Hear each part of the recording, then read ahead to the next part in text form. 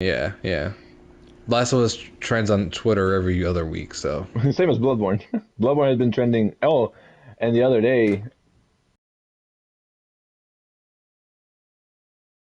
and people seem so shocked by that. But which To what? Horizon, and I was thinking that we should do like a spoiler cast once we all finish the game. Hey man, yeah, I'm done. down.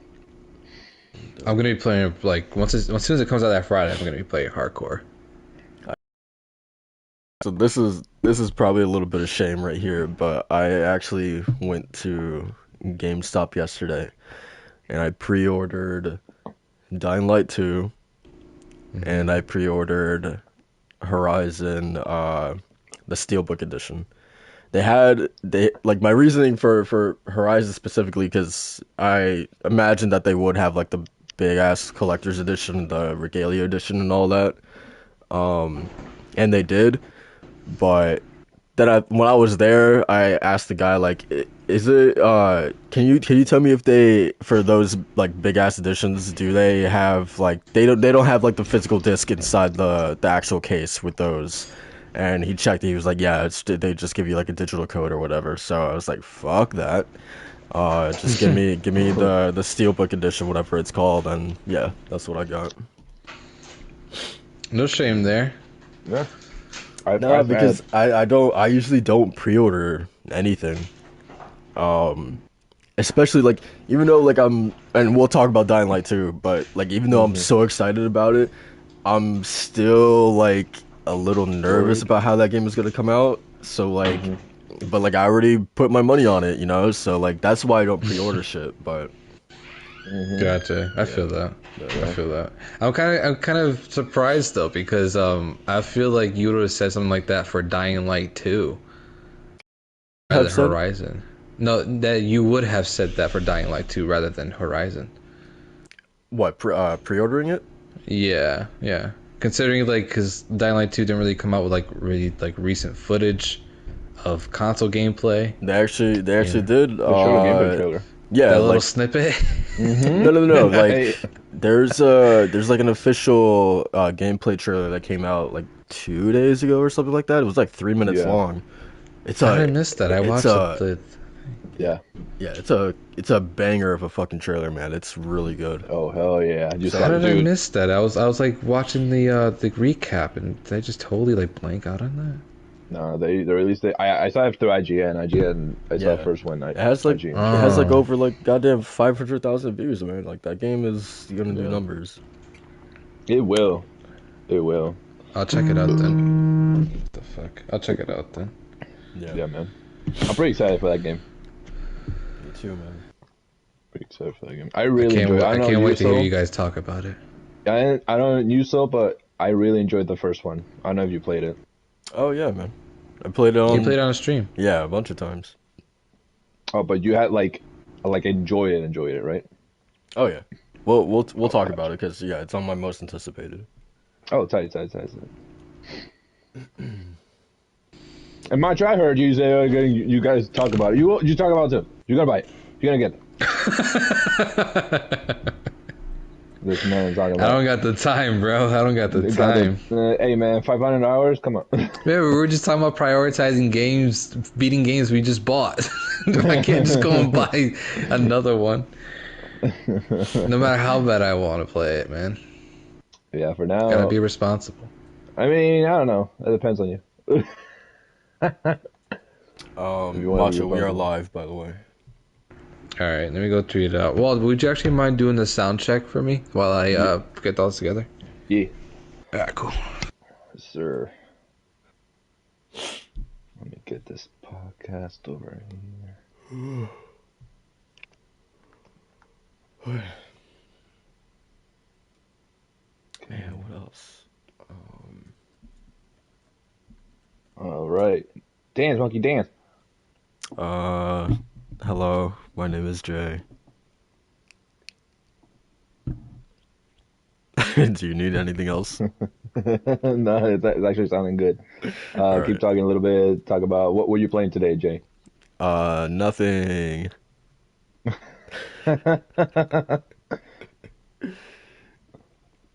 Yeah, no, we're sounding great. I don't know about Macho, so Macho, when you can, let me know. Yeah, Macho's gonna come back and he's gonna be muted for the whole podcast. Yo, Matt, I remember still that podcast where you were muted for half of it and we had to start all over. Damn. Yeah, I think that happened with another video that me and Macho did by ourselves talking about, I think, like Assassin's Creed. Like we did that video like 4 times, dude. Bro. Yeah. Yeah, the technical difficulties are real. Yeah. Oh man. Yeah, been interesting couple of days. Twitter has been interesting, to say that. Enjoying takes and everything, and playing Demon Souls and hating life right now. You didn't finish it already? When I got Demon Souls, it was the same time when I got Returnal, and I did the mistake of playing both back to back, and I got mad, so I stopped playing both for a time, and then I continued Returnal, but I left Demon Souls in my backlog. So now I'm actually getting through. Actually, yesterday, or rather, I started on Thursday, I started off all the way until last night and today, and I've beaten at least like 5 bosses. Like, I'm going pretty quick. It's not a difficult game.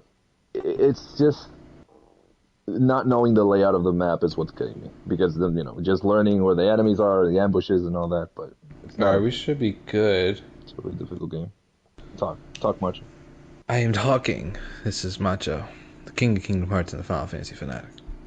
I am talking. Right. This is my low voice, by the way. I haven't had my cafe yet. Imagine when you say Kingdom Hearts, it just statics. It just says no. Doesn't recognize. Yeah. Also, I changed our title, by the way. I was literally just in the process of that. I put as you could change whatever you want, but I put our top 10 games of 2021 and most anticipated games for 2022. So you could like fix that if you want. I just thought that on the fly. Yeah, that's basically what I just put. Okay. All right. If we're good on sound, then I'm all set. I'll pray for the gods today. Let's go. Yeah. Today and always. That Breath of the Wild clone. Oh man. Hey yo. were these these folks saying that Kirby and the Forgotten Lands is Breath of the Wild too? Yeah, bro. Man. I've heard the comparison to The Last of Us and saying how it's Kirby Last of Us. That's so funny that you say that, Macho, because I was watching this Game Awards 2021 reaction of like this channel that I'd never heard of. I think they had like, I don't know, probably like less than 100 views on their reaction. And it was like a, I don't know, like a husband and wife watching it or whatever. And I was watching their reaction to Horizon. The moment that she pulls out her goddamn glider, they're like, "Oh wow, it's just like Breath of the Wild." And I turned it off, man. I turned it off. Y'all tell me, before Breath of the Wild, what game had a glider like that? Tons of games, man. What game had Assassin's Creed 2, Walt, Assassin's Creed 2. Never existed. Gliders never existed before Breath of the Wild. It's patented. Nintendo said glider, boy, that's my property. Same thing with green grass, man. You can't have that. No, man. I think you're forgetting that Assassin's Creed 2 had Leonardo's flying machine, which was basically a glider. And then Brotherhood actually had a parachute. Yeah, I was trying to figure out which one. Actually, you know what had a parachute before that, Soul? Oh yeah, our favorite game. Yeah, we talk about it all the time, man. Yeah, our favorite game. Yeah. Wait a minute. So is Fortnite Breath of the Wild Battle Royale? Oh man. Wow, that's a revolutionary idea. Yeah, man. There's grass, and they have gliders. Can you feel the grass though? That's the point. Oh, Can you touch the grass? That's Anyway. that next Yeah, a lot of these folks need to touch grass. That's a thing.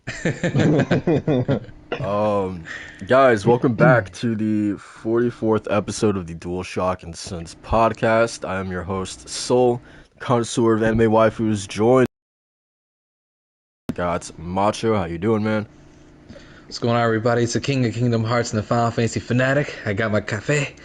I got my boys here. I'm ready to do this podcast. Let's get it. Yes, sir. And we also got Walt. What's going on, man? What's going on, y'all? Manga Maniac. Not a lot of reading, but a lot of playing.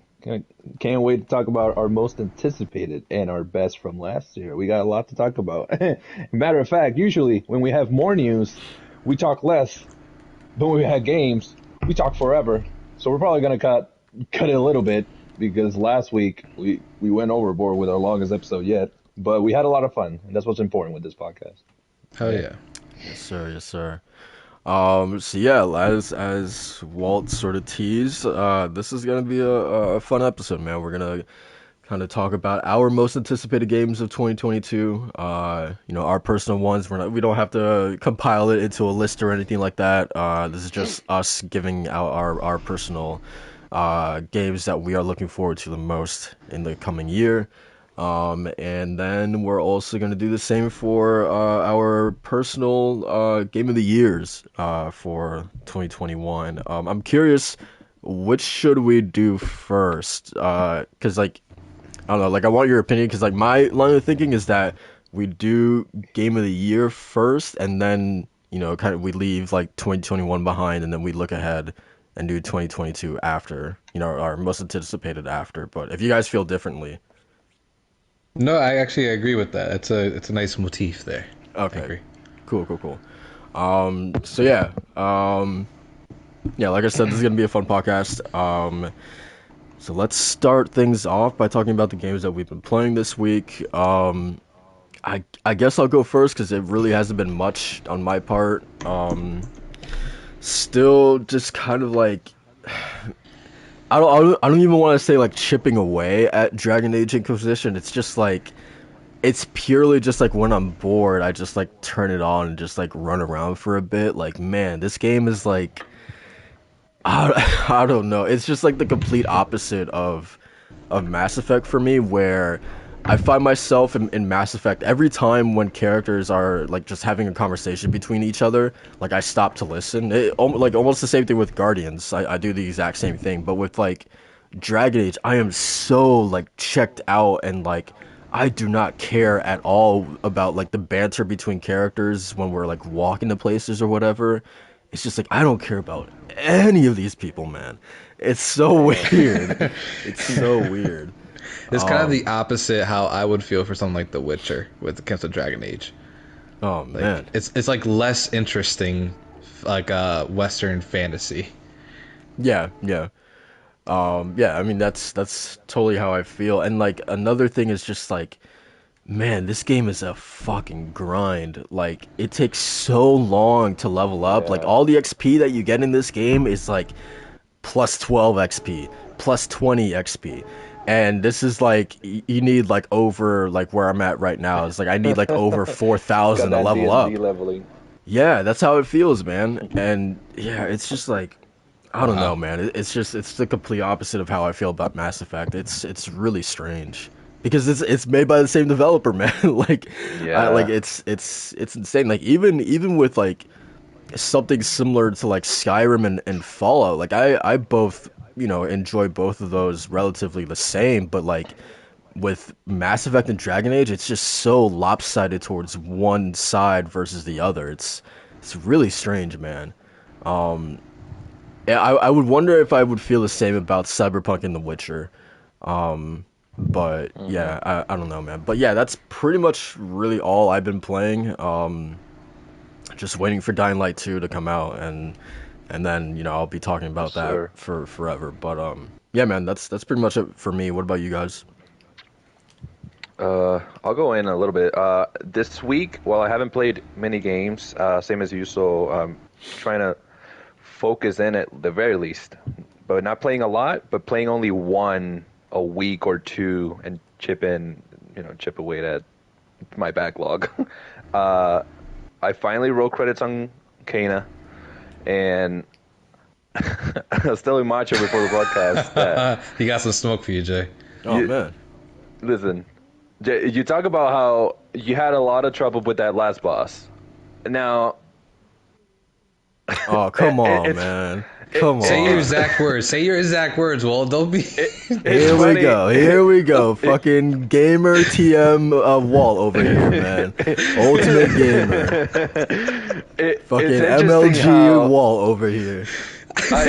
Bro, I got that boss in like my second try. Like the fight itself, I don't know what was so bad. I had a rougher time with Toshi, but like. Wait, the guy with the bell on his neck or whatever? Yeah, with oh, come on, man. No, and that's the thing. See, that's what I mean. You have a harder time with bosses that I just eat for breakfast, while I have a hard time with you know who else had a hard time with that boss? Who? Kid Smooth, man. I don't know what that says. I don't know what that says about you, but hey man. Oh no! If there's something that I've always noticed about me in bosses in video game. I always have a harder time with human-sized bosses than I do with like monster bosses. Yeah. And the Rot God, that's like I think that was the easiest boss in the whole game. To be honest, I think once you actually figure out that like how you can like just jump over his arms and whatnot, then yeah, that boss becomes infinitely more easy. Right. But yeah, you learn. Yeah, it's about power. It's about drive. You gotta learn. Yeah. The only problem is that it took me 8 tries to learn that. So. Yeah. And that's the thing. Well, in Kana, I had an easier time than you, but then in Returnal, you had an easier time than me. So it's like. It's interesting how playstyles influence how hard of a time we have. I don't know. Maybe we're just clowns. I was telling you, man, because Soul had the fear of God of him when he was playing Returnal, man. I mean, I could shut that thing off, man. So. Yeah. Bro, but yeah, man, I rolled credits on Kana. Beautiful game. Absolutely loved it. I told Macho that he should really. He has a good game there in his backlog to chip at eventually. Mm-hmm. After that, I was like, you know what? I think it's time to go back to it. And I put on Demon Souls, and I continued from where I left off. I don't regret it. I love the Souls titles. Blue Point did a great job, and it's a gorgeous game. But golly, I'm remembering just the two feelings that these games make me feel. If both incredibly rewarding sensations and persevere. If you persevere, you get incredibly rewarded. But then you also have those moments where I question, why am I playing this video game? I'm hating myself right now. I hate everything. I hate this boss. I hate this level. I hate everything. And you know why that was the case? Apparently there's an order recommended for you to beat each section, because each section. Checked out my article, man.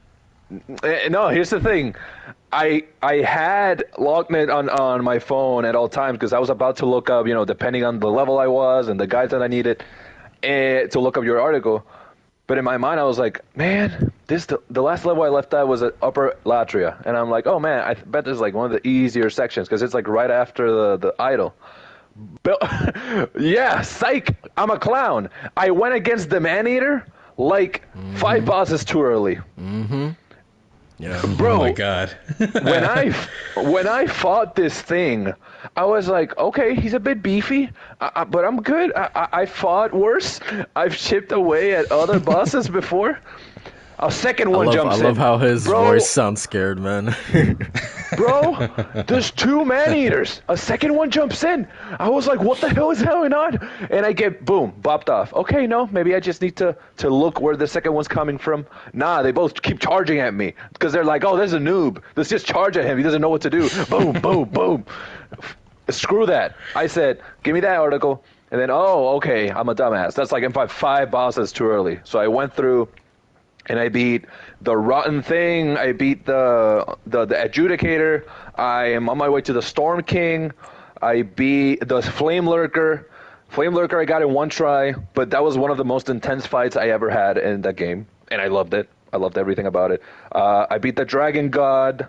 All of this in 2 days, which I was just like not speed running, but I was like, oh, okay, I'm in a zone. I'm in the zone. Once I'm in the Dark Souls, Demon Souls, that Bloodborne zone, it's if I go out, I'm gonna start sucking, and I'm gonna not work as a video gamer with those games. So I kept going because my goal right now is to try and beat Demon Souls and continue my walkthrough of Dark Souls 2, which I never beat. But I want to get through at least another Souls game that I haven't done, or Platinum Sekiro. So do one or the other. Beat another Souls game or Platinum Sekiro as like a way to prepare myself for Elden Ring. So I'm on that. And aside from that, I'm just on my Switch. I've been playing some Pokemon. Was it Brilliant? No, Shining Pearl, because nostalgia, and I love thinking I'm 15 and that life has no responsibilities. So that's fair. That's fair. That's a fair getaway. Yeah. But yeah, man, great mixture. Demon Souls and Pokemon, very different games. It's basically the same game. Basically the same game. Both same as hard, just as hard. How about you, Macho? Yeah, so I delved into the Dark Souls of platformers the past week, that being Crash 4, It's About Time. I actually played and beat it like in maybe 2 or 3 days, and for the most part, I was enjoying my time with the game, and I was loving it. I was like, this is a great sequel to a long-standing series, right, that had a pretty great trilogy. Pretty great renowned trilogy, and had to have like a sequel was kind of like a blessing, because Toys Rob actually did this game just like it's really good. Like the variety of characters you play as when it comes to Crash, Coco, Dingo Dial is really cool. Cortex, I never want to touch. I don't really want to touch any levels with him because the gameplay it's not fun.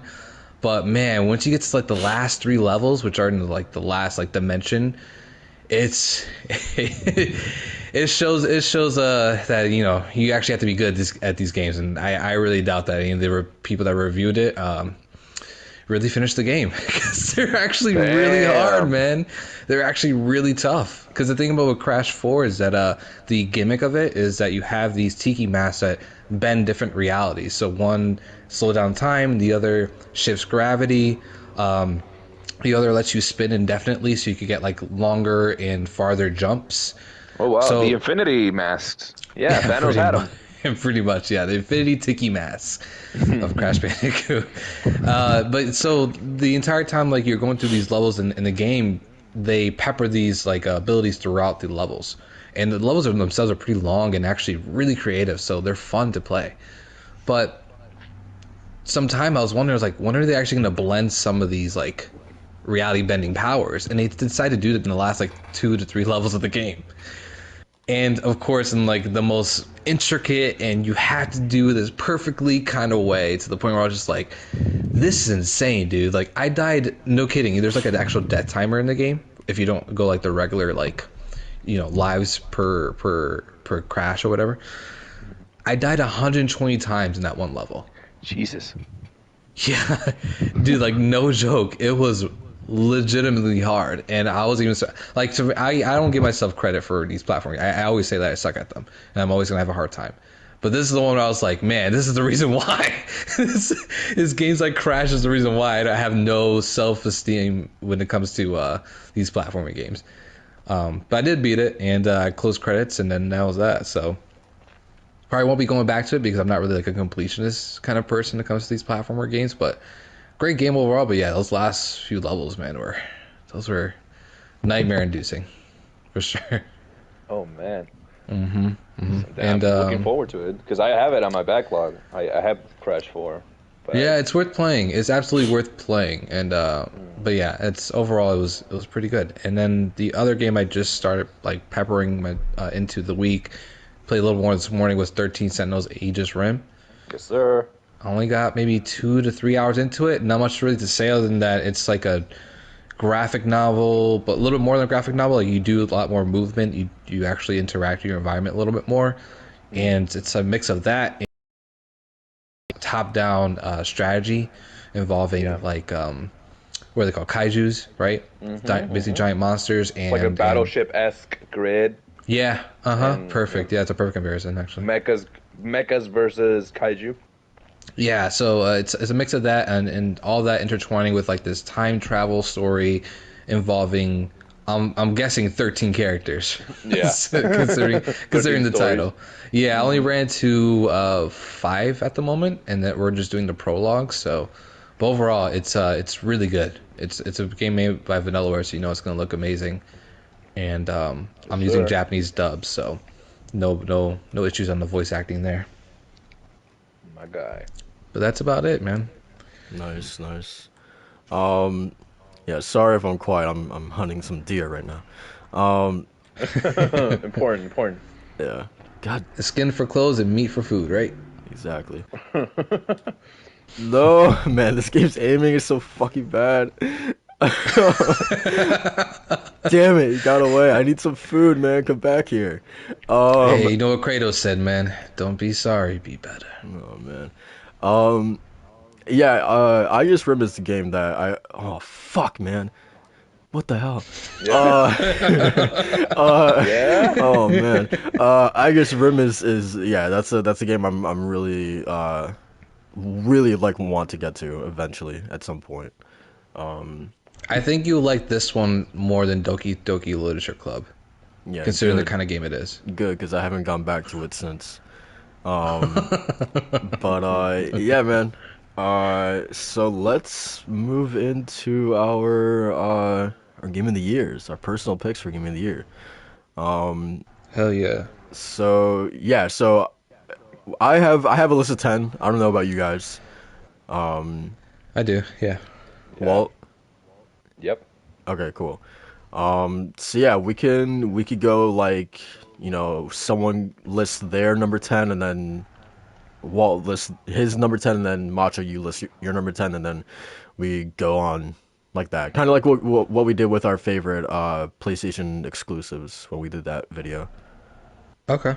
Yep. Cool. Are we numbering our anticipated games too, or is it more just kind of like free for all? I didn't. I just put together like a small list and called it. Okay, I did the same. Okay, cool. All right. So who wants to go first? So I want to start because I want to, preamble this by saying that from 6 to 10, those are pretty much just scattered. Those are not in any particular order. My top 5, while not in the order of relevancy, there are my top 5 of the year. So, but I'm going to start with number 10, and I think it counts because of the year it had, and because of the expansion they released. Although I didn't play that expansion, I got into the game, and I think it's a relevant game. You can catalog it as a 2021 game, and I put a number 10, not because it's the least one, no particular order. Final Fantasy XIV, and reason why I put this game here. This game actually changed my mind in terms of what an MMO can be and what a community can be. And I think that no matter how you look at it, whether it came out this year or not, with the expansion and with the relevancy that it obtained last year, this is a game for the ages, and it truly became just one of my favorite games of all time, and even in the Final Fantasy franchise. So that's why in my top 10 on the 6 to 10, Final Fantasy XIV is one of them. This is Macho, the King of Kingdom Hearts and Final Fantasy fanatic, and I endorse this message. There you go, guy. He approved. And he's friends. He's friends with him. Why am I not surprised? Yeah. But yeah, man. Final Fantasy XIV. I really. I mean, I don't know what y'all think of cataloging it there as a 2021 game, but if the King of Kingdom Hearts Final Fantasy fanatic endorses this message, then I think enough said. I don't think even Jay has the power to override such a decree.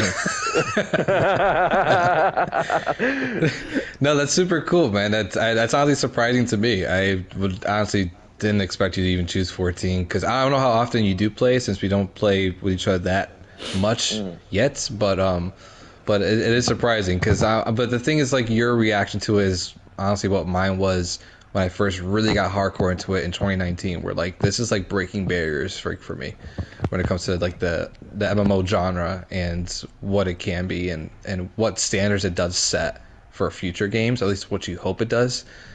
So, but yeah, that's cool to hear. Good pick. Yeah, good pick, Thank man. you.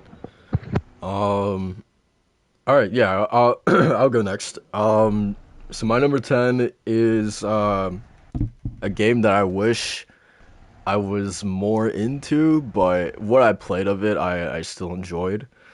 And that is Persona 5 Strikers. Yes, sir. Yeah, man. I don't know Love to really. hear it. I don't know what is really left to say about this game. I adore these characters. I really like the addition of I think her name was like Sophia. Yep. The like AI girl. She was really cool.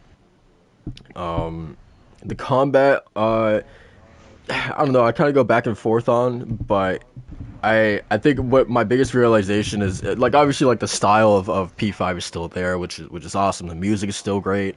The story that is really intriguing is still there. I love that it's a sequel. It's basically a sequel to Persona 5. Getting to catch proper. up, getting to catch up with these characters, like a couple months later, after the ending of the original P5 is really really cool to me. Kind of sort of like what I think Persona 4 Dancing did to Golden, I want to say. Yeah, I think so. In Ultimax, I think. Right, Yeah. right.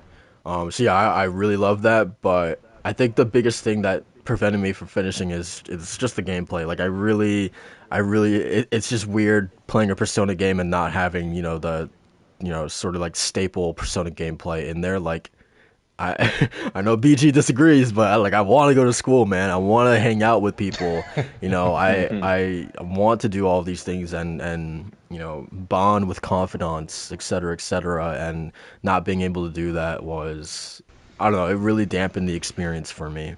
But other than that, it was still what I played was still a pretty fun time. But yeah, that's my number 10, Persona 5 Strikers. Good stuff. Cool. Well, I'll kick it off by doing a little cheat code here.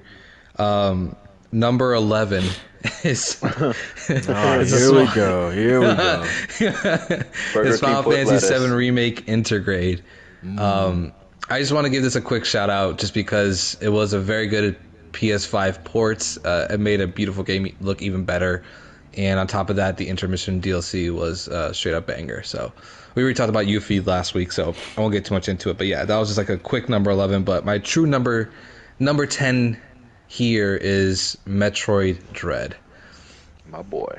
Metroid Dread is my first Metroid game that I played completely. I played a little bit of Super Metroid through some backwards compatibility on the Switch, but never really dived too much into it. But man, Dread is like a whole like level up for the entire series. It feels like when it comes to the gameplay and how swift and fast you're going through these environments, how badass Samus is whenever you're defeating bosses, and the cinematic shots that you get whenever you get like when you beat the boss and stuff like that.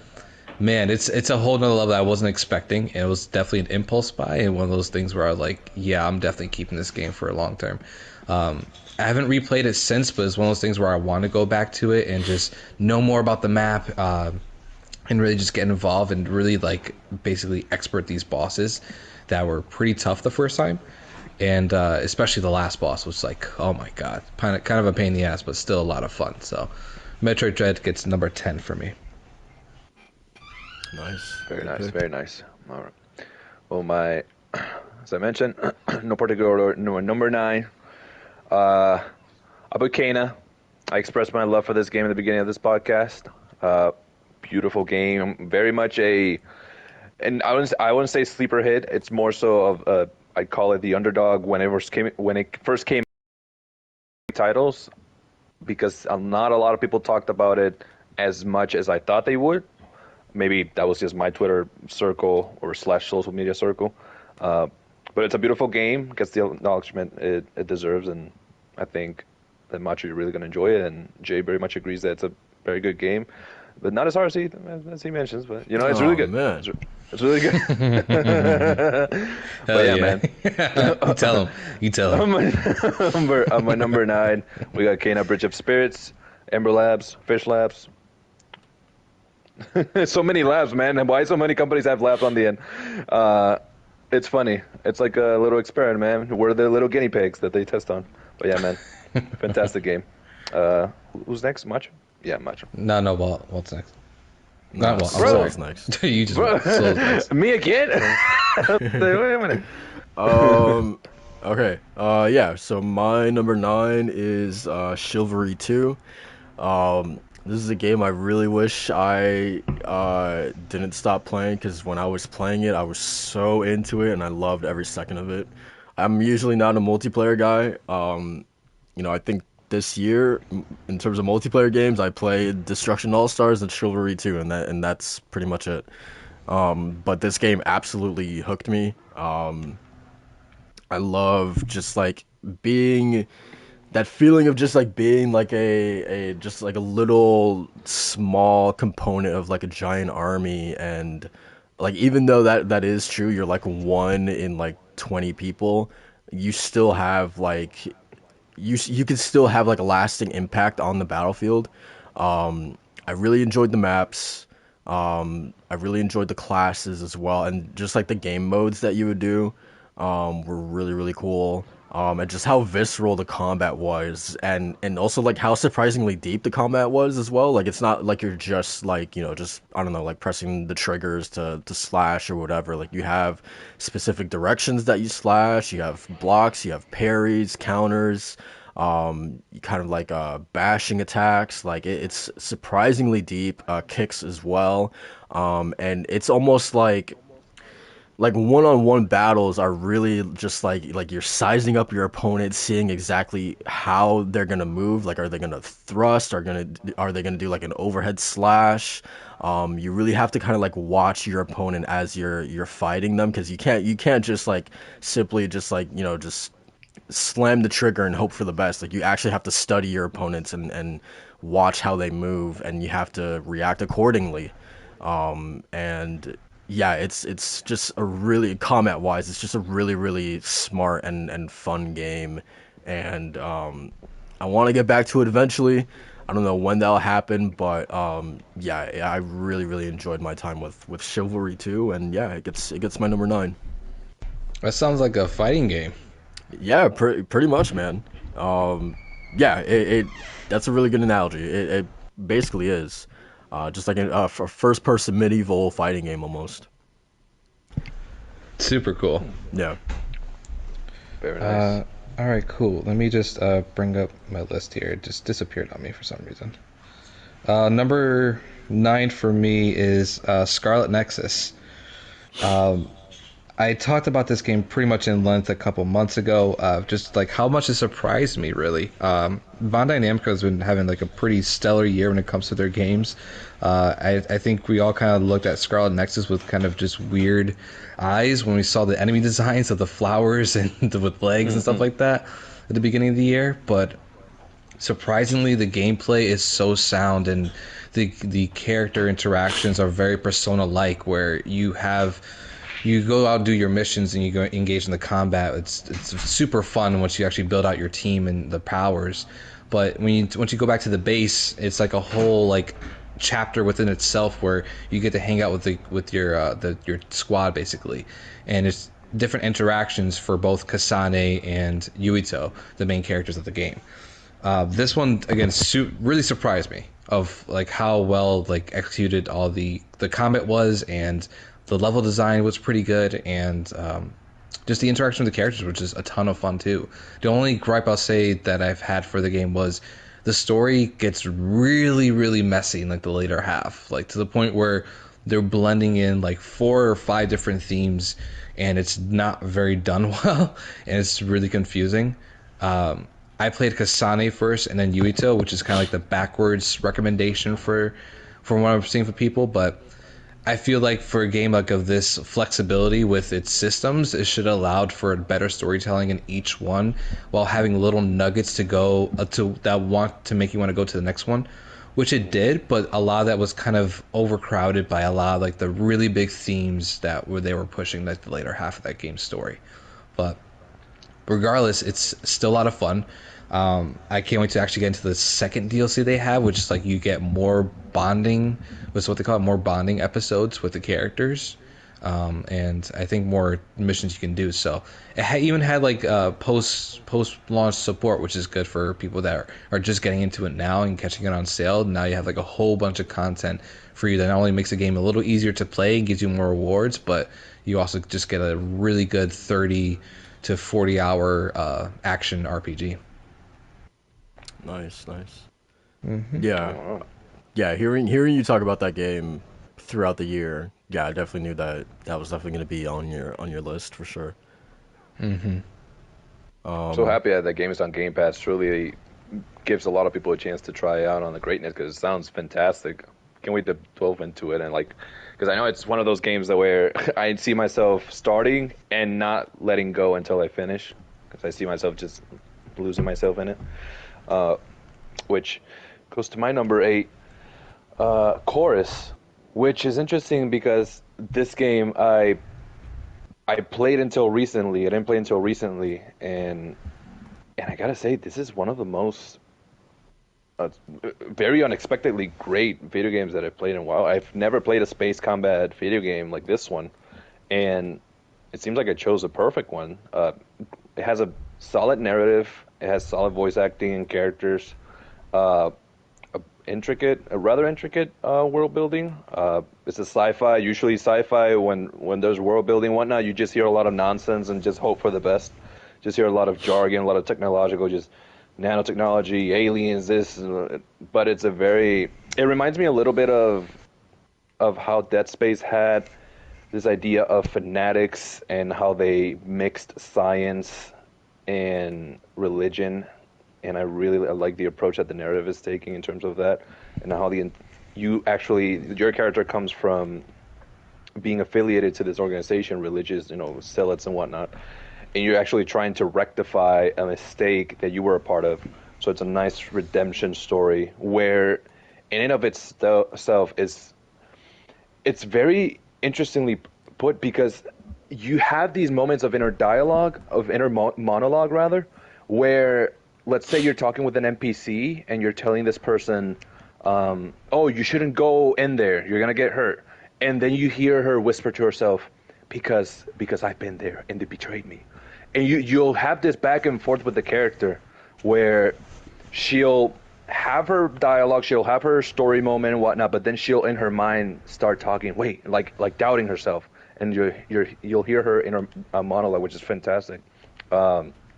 Visually outstanding and very tight and responsive controls, I think. I haven't played, like I said, my first space combat. I don't know how it holds up to other ones. But nonetheless, I totally recommend it if y'all are interested in a more condensed space combat game that I'd say is more of you can put in 30 minutes and you're good for the day. It's not a super long game, but definitely worth it. And that would be my number 8. And again, Nice. no particular order because I have two games on 6 and 7, which I wouldn't put on top of it, but I just have all these spread around some. But yeah, Chorus, man, very surprised. I'm surprised that it's in my list because I did not until I played it. I was like, whoa, wait a minute, this goes up there. This is gonna go up there. Yeah, Sweet. I was watching some gameplay of it the other day, and yeah, it looks really really cool. It is, man. It's fantastic.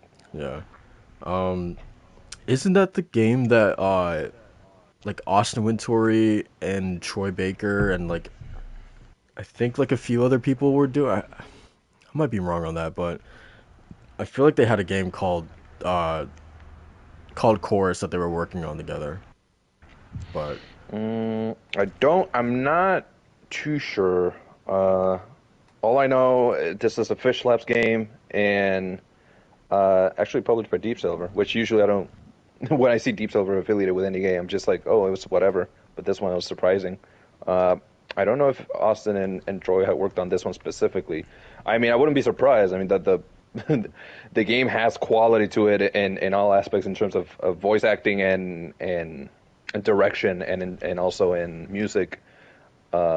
composition. So I wouldn't be surprised. Yeah. All right. So my number 8 is Ratchet and Clank Rift Apart. Mine is in order. I don't know about you, Macho. If you said yours are in order or not. It is, yeah. Okay. Yeah. So my number 8 is Ratchet and Clank Rift Apart. Just like if you want to talk about like I don't know, like the most fun that you've had in the game this year, this one is probably up there. Yeah, it's a fantastic Ratchet and Clank game, and like even because I've heard a lot of people like levy that as like a negative for Rift Apart that oh it's just another Ratchet and Clank game, but like I feel like a good Ratchet and Clank game is still like better than like most games out there if that makes sense. So yeah, like it was still a ton of fun. The arsenal, even though a lot of the weapons were sort of like re sort of like uh things that we've seen before in the franchise, they were still fun to use. I think Rivet and Kit really saved this game for me because story wise, I don't know, it wasn't like the most exciting thing to me, but Rivet and Kit definitely add I don't know, just a new sort of like breath of fresh air for a franchise that like this is probably like I don't know, like maybe the 10th Ratchet game that we've had with these characters. So like I don't know, it was good to have like a fresh pair of legs in there to freshen things up. So yeah, I really enjoyed those two. But yeah, other than that, I think I've talked about this before, but I really miss the old Ratchet and Clank humor. Some of the stuff that was being done in this game really felt like Disney-esque, so I wasn't really feeling it too much. But I think I've just accepted that yeah, that's the direction that this franchise is going in, which is fine. But yeah, I'm excited for the future of Ratchet and Clank, which we probably won't get one for like another 10 years or whatever. But Damn. it's got to a point where like I enjoyed Rivet and Kit so much where I think I said this last week as well that I wouldn't mind a game completely focused on those two rather than Ratchet and Clank, right? Because I feel like another like Ratchet and Clank game would kind of be like okay, like here we go again. But if the next game is just purely called Rivet and Kit, I think that would be really cool, and that's kind of what I want over another Ratchet game. But yeah, that is my number 8, Ratchet and Clank Rift Apart. Macho, what do you got? Funny enough, man. Number 8 is Ratchet and Clank Rift Apart. Oh wow. Yeah, we scored it the same on our list here, and really just kind of echo what you're saying. But what I'll add to that is I think what Ratchet and Clank Rift Apart what really sold me on putting it this high. I originally had it number 10, like last night, and I was really thinking about my list. And when it comes to the fun factor, man, like yeah, like absolutely, I can look back on my playthrough of that with super fond memories of just not just only just jumping between like the technical stuff you can do, like going performance mode or performance ray tracing, quality mode, right? It's just a matter of like it's promised, or at least it delivered on the promise of what the PS5 can do for next gen experiences. When it comes to the controller, when it comes to visual design, and just how the game operates, and like that's a game made specifically with PS5 architecture in mind. And I just love the experience with that, man. It was a ton of fun. And again, it's a Ratchet and Clank game, so for me, like those games never really grow old. They're always going to be fun games because of how zany and wild they can be. But right. I'll add to it that's saying that I love like the planet design and kind of like the overall art style of the game. I feel like they put a lot of creativity into that, and it pulled off in spades. And I completely agree with you, Soul, that even if we don't get a Ratchet and Clank game, I will love a Rivet and Kit game, 100%. Yeah, for sure. And that's something that I really want. So, but yeah, that's if you want to add anything to that, Soul. No, you said everything that. Yeah, I agree with everything that you said. Yeah, so that was my number 8. But yeah, I think it's a fantastic game. I'd like even if you haven't played it this year, like it's one of those games like when you get a PS5, like that's one of the games you're going to be recommending, bar none. Yeah, for sure. All right. Well, Well, my number 7. No, wait. Oh man, wait. The list. Okay, there we go. Number 7, man. Macho already touched on it. And I like what he said. Metroid Dread. Man, this is my first ever Metroid game, and ironically, it's where we get the name, Metroid, the half of the genre Metroidvania, type of game. And it's ironic that it wasn't my first one. It wasn't like I didn't get introduced to it way early, like a lot of people have. But this was my introduction to the franchise, and let me tell you, now I understand why people like are super anxious to get Metroid Prime 4 just already, because if this level of quality and world building, and you know that Prime is more so first person and more 3D environment.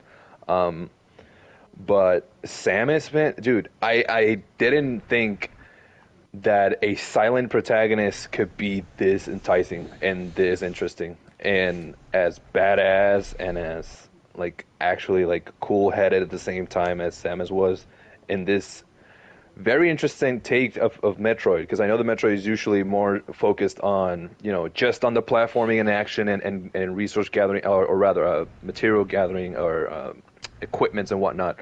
But this one had this aspect of suspense and stealth, and you had to really get through these creatures that there was no way that you could defeat. Absolutely no way. You actually needed to like get this special beam to actually defeat them and whatnot, which is not very it's scarce to put it mildly. You can't find it in everywhere. So what were they called? The Emmys? The Emmys are very intimidating.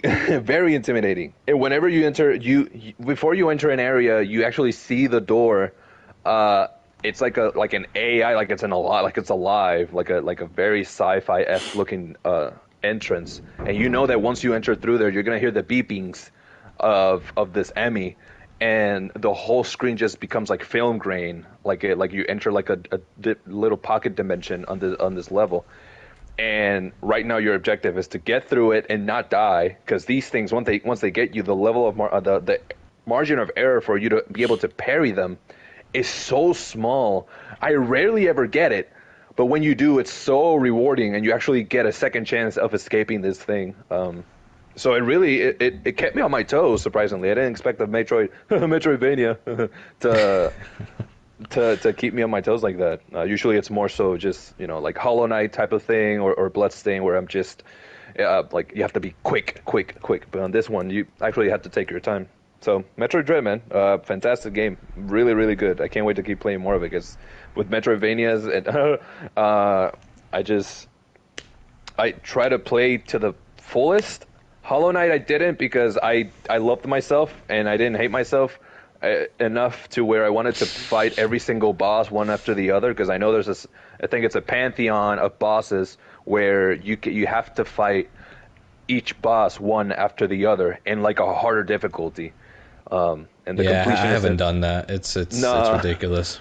Yeah, and the thing is, man, there's bosses where I'm like, oh, bro, give me all of them. But then you get to the Mantis Lords, and you get to to the Mage, and these bosses are no joke at all. Let me tell you, any day to be there for Christopher Larkin's music, and just if I'm gonna die, I'm gonna die listening to one of the most beautiful soundtracks ever. But yeah, man, Metroid Dread, number 7. Again, we're reaching number 6. Once number 6, top 5, those are in order. But yeah, how about you, Jay? Yeah, so my number 7 is Solar Ash. Probably the most recent game that I beat on here. Yeah, just like similarly to the Pathless from 2020, I really dig games with like free flowing and fluid movement. And Solar Ash had that in spades. And then also just environmentally, like I really dig the aesthetic of the game, just how it looked, the areas that you were traversing, um, and just figuring out how to get to like certain places. Like it wasn't the most like in depth or like crazy, to figure out like puzzles or whatever, but like still like when you figured them out, you still felt pretty good. And then of course, like we talked about this a little bit last week, Walt, but just like how this game ends and sort of like the revelations that you have towards the end of the game, with Echo, who she is, the true purpose of the Star Seed, the fact that it's kind of like a time loop game at the end as well, which is pretty crazy. Yeah, all that stuff like really blew me away. And then also, I really liked a lot of the side characters as well. Yeah, they really Yeah, stood out. yeah, they're really cool. Especially the crab like captain The of like, general. yeah, yeah. He he was kind of cool. Trying to help Yeah. him like accept that like, hey, like it was also kind of sad at the same time, right? Like helping him to accept that like, hey, like your team is gone, like no one is coming back. Um, God, this fucking game, man. And it was hilarious when you found out the reason why his crew perished, because there was it's messed up. It sucks and it's sad and it is a sad storyline, but there's like, because you find different parts of different crews of the ship, and one of them, I remember that they were just carrying this very heavy object, and they were talking about how, oh, we're gonna bring this to the ship, and we're gonna be able to build this, or we're gonna be able to like benefit from this, and you hear him say, steady, steady, steady, wait, wait, wait, and you just hear them just crash, Oh man, and and it's every single one. There's one where they get electrocuted, but it's because they were focused on something else and they touched it on accident. So it's not like they perished in the most like tragic way. It was just a mistake that was overlooked by their part, and it was a bit funny, but when you came to him, it was not funny because he was very hurt and he was denying it. He was talking about, oh no, this is for the good of the cause, but you heard it in his voice just how broken he was. We're very yeah. very He cool. was still very much like, yeah, he was very much in denial of it all, and still sort of like he was still sort of like pretending that he was like the captain, but like there was like no one to really captain, like everyone was dead. So that angle was actually like really really sad. And you could choose to like respond as like a cadet or something, Yeah, and like yeah, say that's like what I did. like yeah, same, because I was like, man, the world's ending. Let me just humor this guy and help him in his time of need, you know? Yeah, for sure. But yeah, that's my number 7. Dope. much. Yeah. That sounds cool. I have it on my wish list. I have no idea when I'm actually gonna get to play that game, but that sounds pretty cool. My Sir. number 7 is Guardians of the Galaxy. And we talked about this game pretty much in length in the podcast. Ever since Yeah. it released, man, I think it's just one of those games that caught everybody by surprise. Where we were just completely shitting on it, right? When it first revealed, that first gameplay video was not it. And then it comes out, turns out it's one of the best games of the year, and it ends up, I honestly, if you guys would have told me Guardians of the Galaxy would have been my top 10 list, I would have laughed at you. Did not see this coming with this amazing cast of characters I already liked from the MCU, but now really love from the game, that just completely fleshed them out, and rightfully so, because the game's a different medium. But case in point, this just really did justice to the Guardians of the Galaxy group, and really fleshing out these characters' complexities, not just what makes them strong and what makes them funny, but what makes them weak at the same time, what their problems are, what they think about, what their hobbies are. It really touched on of the humor that comes with the franchise, as well as the camaraderie. And then once you get into that, the gameplay is it surprised me. It's very much Final Fantasy VII Remake-esque, where you have a team that you can call out and do things at any given moment, and you can combine those attacks. And I think for what it was a lot of fun and definitely kept me interested and kept me playing, kept me going through levels and going for collectibles. So just add that on top of a game that has a really good story and great writing and even better music. I think it's it deserves a spot for sure, my top 10. But number 7 goes to Guardians of the Galaxy, and shout out to Kimura for winning their top 3 characters of 2021 too. Yes, sir. And one moment in Guardians that just sticks out like a sore thumb to me. It's not in a bad way, but more just like it's something I'll always remember, and that's the moment between Drax and Peter talking on Nowhere and about the death of their families. I think that moment itself just really hit home for me, and something I'll always remember. What the fuck? Yeah. I didn't spoil it. I swear. No. What the fuck? I'm just confused, man. This game. God damn. This game, man. But yeah, I agree. Yeah, Guardians is those are moments that very much stuck with me as well. But yeah. I'm actually pretty surprised, Macho, that it was that low for you. Yeah, there's once I go down my list, I think you'll kind of understand why. Okay. Yeah. All right. So my number 6 is Kena Bridge of Spirits. I think Walt pretty much said everything that needs to be said about this game. I really enjoyed Kena as a character. Really enjoyed her. Also visually, it's probably like right up there with Ratchet in terms of just like the most like visually and like technically like appealing game that I've seen in a really long time. It's just absolutely gorgeous to look at.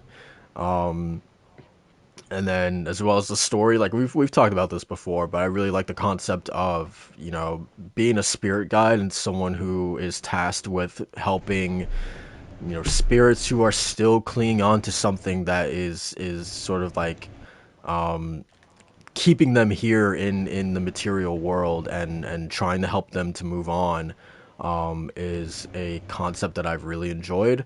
And seeing how Kena, had to like deal with that, I think is really cool. Oh man, god damn it, this game. But and the combat wasn't anything, to write home about. But at the same time, I think it was serviceable in what it was trying to do. Especially the deeper that you got into the game, it opened up a little bit more. And of course, just the boss fights as well. I absolutely love how varied each of them were. Honestly, some of the most memorable boss fights I had in 2021 have come from Kena, specifically. I think about the boss who is right before the Rock God. I don't remember his name, but he was also like Toshi. Is it Toshi? Okay. So, he was also like really tough. But was also really fun to like figure out. Of course, the lady with the hammer. Yes. The blacksmith. She was honestly like, I think aside from Hyperion and Nemesis from Returnal, I think she's like probably my third favorite boss of the entire year. Like, she was awesome. Oh, cool. And then that game is just laced with a ton of really good bosses, top to bottom, especially towards the later half of that game. It feels like they just get better and better and better. But yeah, man, Kena Bridge of Spirits for a development team's first outing, I can't imagine like a better first project, honestly. Yeah. Hell of a debut. Yeah. So yeah, Kena Bridge of Spirits is my number 6. Macho. Actually, it's Walt, I think. Me? Oh. Yeah, because you're number 6, right? Yeah, come on, Number Walt. 6. Yes. Hurry up, man. Hey, shit him. He skipped over a wall. This man skipped and then expects me to be fast. Now I'm gonna take my damn time. Now, number 6 is Solar Ash, man. You talked about it in great length now.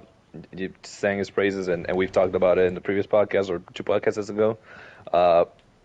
Incredible game, and to your point, to piggyback off the pros that you mentioned, I also have to add that the boss battles were especially memorable and especially difficult, some of them at the very least, and really, really engaging. It kept you on your toes at all times. It never felt like it became repetitive because whenever you died and attempted the boss again, you could very much time your movements a bit differently, so it always kept you like changing your playstyle a little bit, and different tactics of different ways of running around the boss and trying to hit the weak points and whatnot. So really, I mean, we already talked about it a little bit, so that's my number 6, Solar Ash. From here on out, boys, now this is number 5. Top 5, now these are in order. Now these are the big boys. All those at the bottom, nah, that's weak sauce. No, we're in the real game. We're in the end games now, boy. In the end game now. Okay, so my number 6 happens to be one of my favorite surprises of 2021, and that's Hitman 3. That's Last of Us? Oh. Last of Us? Yeah. I'm not saying. You like that SpongeBob meme? No, 100% it's Hitman 3. Very nice. Man, so you weren't lying about this game. I'll just say right now, you was not messing around when you're talking about, when you're praising it and talking about the overall intricacies of the levels and how much fun they are to explore. And Walt, you said the same thing, man. You're the one that ultimately convinced me to pick up the game when it was on sale and to actually dive into it when I had no intention to. I was thinking about it here and there, but like overall, like I really wasn't sure this was a game that was going to be for me because I'm not really into stealth games. And this, honestly, from like just looking at gameplay, online didn't really look appealing. Kind of looked boring. But it's a whole different feel when you're actually jumping into levels. You have no idea what to do other than like the story missions you can set yourself to. And even then, I was still having fun just kind of being guided. And then I'm looking forward to it so much, just actually jumping into a level and just figuring out what I want to do and placing traps and all that kind of stuff. I loved it so much that I actually went into Hitman 2 right afterwards and beat that within like a day or two. And actually, so I forgot to mention to you too, man, because Hitman Game of the Year expansion pass was on sale and the expansion pass for Hitman 2, I actually ended up buying both of them. So now I have the complete package in Hitman 3, and that's another thing to look forward to once I get back to the game. And they're actually going to do more updates this year for 2022, so that's something I'm looking forward to keeping up with. Yeah, man. Oh my god, yeah, the trailer for the freelancer mode and stuff like that, and the whole update they're doing with the new map. Oh man, I'm so excited targets, for that. Or you get one chance for these targets, man. Yeah, and they're actually course correcting a little bit, where like instead of just completely locking it out, right? They're just gonna basically say you have to come back the next day if you miss the target, but it's always there. It was gonna be there for you whenever you want, which is cool, man. So yeah, Hitman 3 was one of the best surprises, and I can't talk more than enough of how much fun I had in a game that I didn't expect to really enjoy that much. So Hitman 3 is number 6. Great pick. Very nice. Great pick. Yeah, oh my god. Yeah, that game, yeah, I can't wait to talk about it. But yeah, man, I'm really glad that you got into it, man. Same here. Really glad. If it wasn't for you guys talking about it the way you guys did, I wouldn't have paid it any mind. But the way you guys described it, and also seeing, honestly, what kind of sold me a little bit when I first started thinking about it the most was when Soul was streaming it for one of the podcasts, and then he stopped us mid-sentence to say, watch this kill real quick. And it was a guy hitting the golf ball, blowing up, and then just ragdolling up to the side of the building. That's why I was like, okay, I actually might have to play this game now. Yeah, for sure. I'll go to my number 5. Well, right, yeah, number 5. Wow, we're right here. My number 5, Persona 5 Strikers. Now, this game, the reason it's my number 5, not true number 5, it was Persona, of course. As Sol mentioned, hanging out with these characters once more, seeing them again a few months after you just had said goodbye to them, and seeing how they're doing and their plans for the future, and actually seeing how they're going, they're following through with, like Makoto wanting to go to school and become a detective or a cop, and seeing Yusuke pursue his dreams in art and still being broke. Seeing all these all these quirky characters with their the same kind of people that you left, but a bit more mature. And also, if there's a game this year that really provided me a chance to feel at home, like as if with like another family of characters and well synergized crew, and also gave me the opportunity of playing a video game that, while it can serve as background music where I'm watching a podcast and I'm just mindlessly playing and chopping down huge groups of enemies, it's Persona 5, and it allowed me to have that mindless game that also I just so happen to love to death, and have this cast that I really, really enjoyed being around with. The music, as always, Meguro doesn't miss. He does not miss. Like, soundtrack is always impeccable, amazing. The bosses are different enough from each other where you actually can tell them apart. Like Persona 5 proper. Each boss has had their own motivations and have their own palaces. In this case, they're jails, right? Yeah, I believe so. Yeah. And it's not the most intricate and most plot twist heavy story, but it's enough to get you from point A to point B and have a good time. So number 5, but what I arguably call the most fun I had, the most safe and jovial fun I had this year with a video game, because as much as Demon Souls I'm enjoying, it's pain. It's pain. Okay. Yeah. What about you, Soul? So my number 5 is Guardians of the Galaxy. Yeah, I mean we've talked about this extensively before, but I think my only ding about this game is just like the combat was just kind of like whatever, but aside from that, man, just the characters were an absolute joy to be around, even though I was annoyed with Rocket multiple times throughout the game.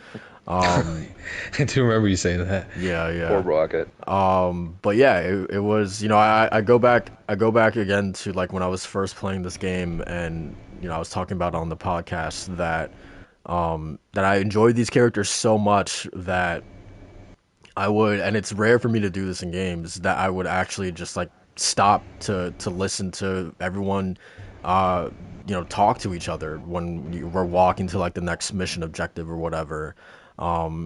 And Macho, this as well as I do, that there's a lot of conversations.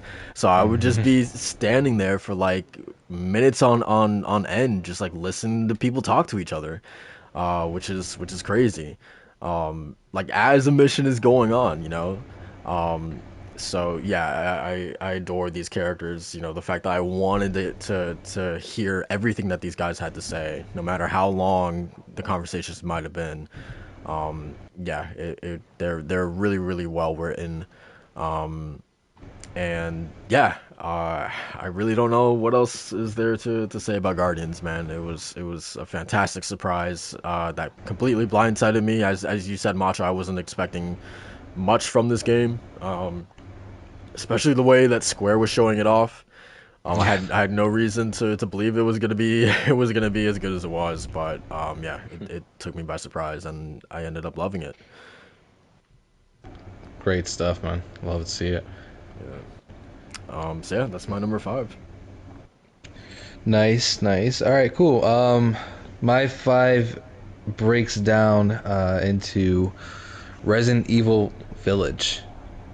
The first Resident Evil game I actually got a platinum trophy in that I went for, Mercenaries, was brutal, man. Yes, it was. But Yes, it was. it was But you brutal. gotta But get that lightsaber. I don't even think I got that, man.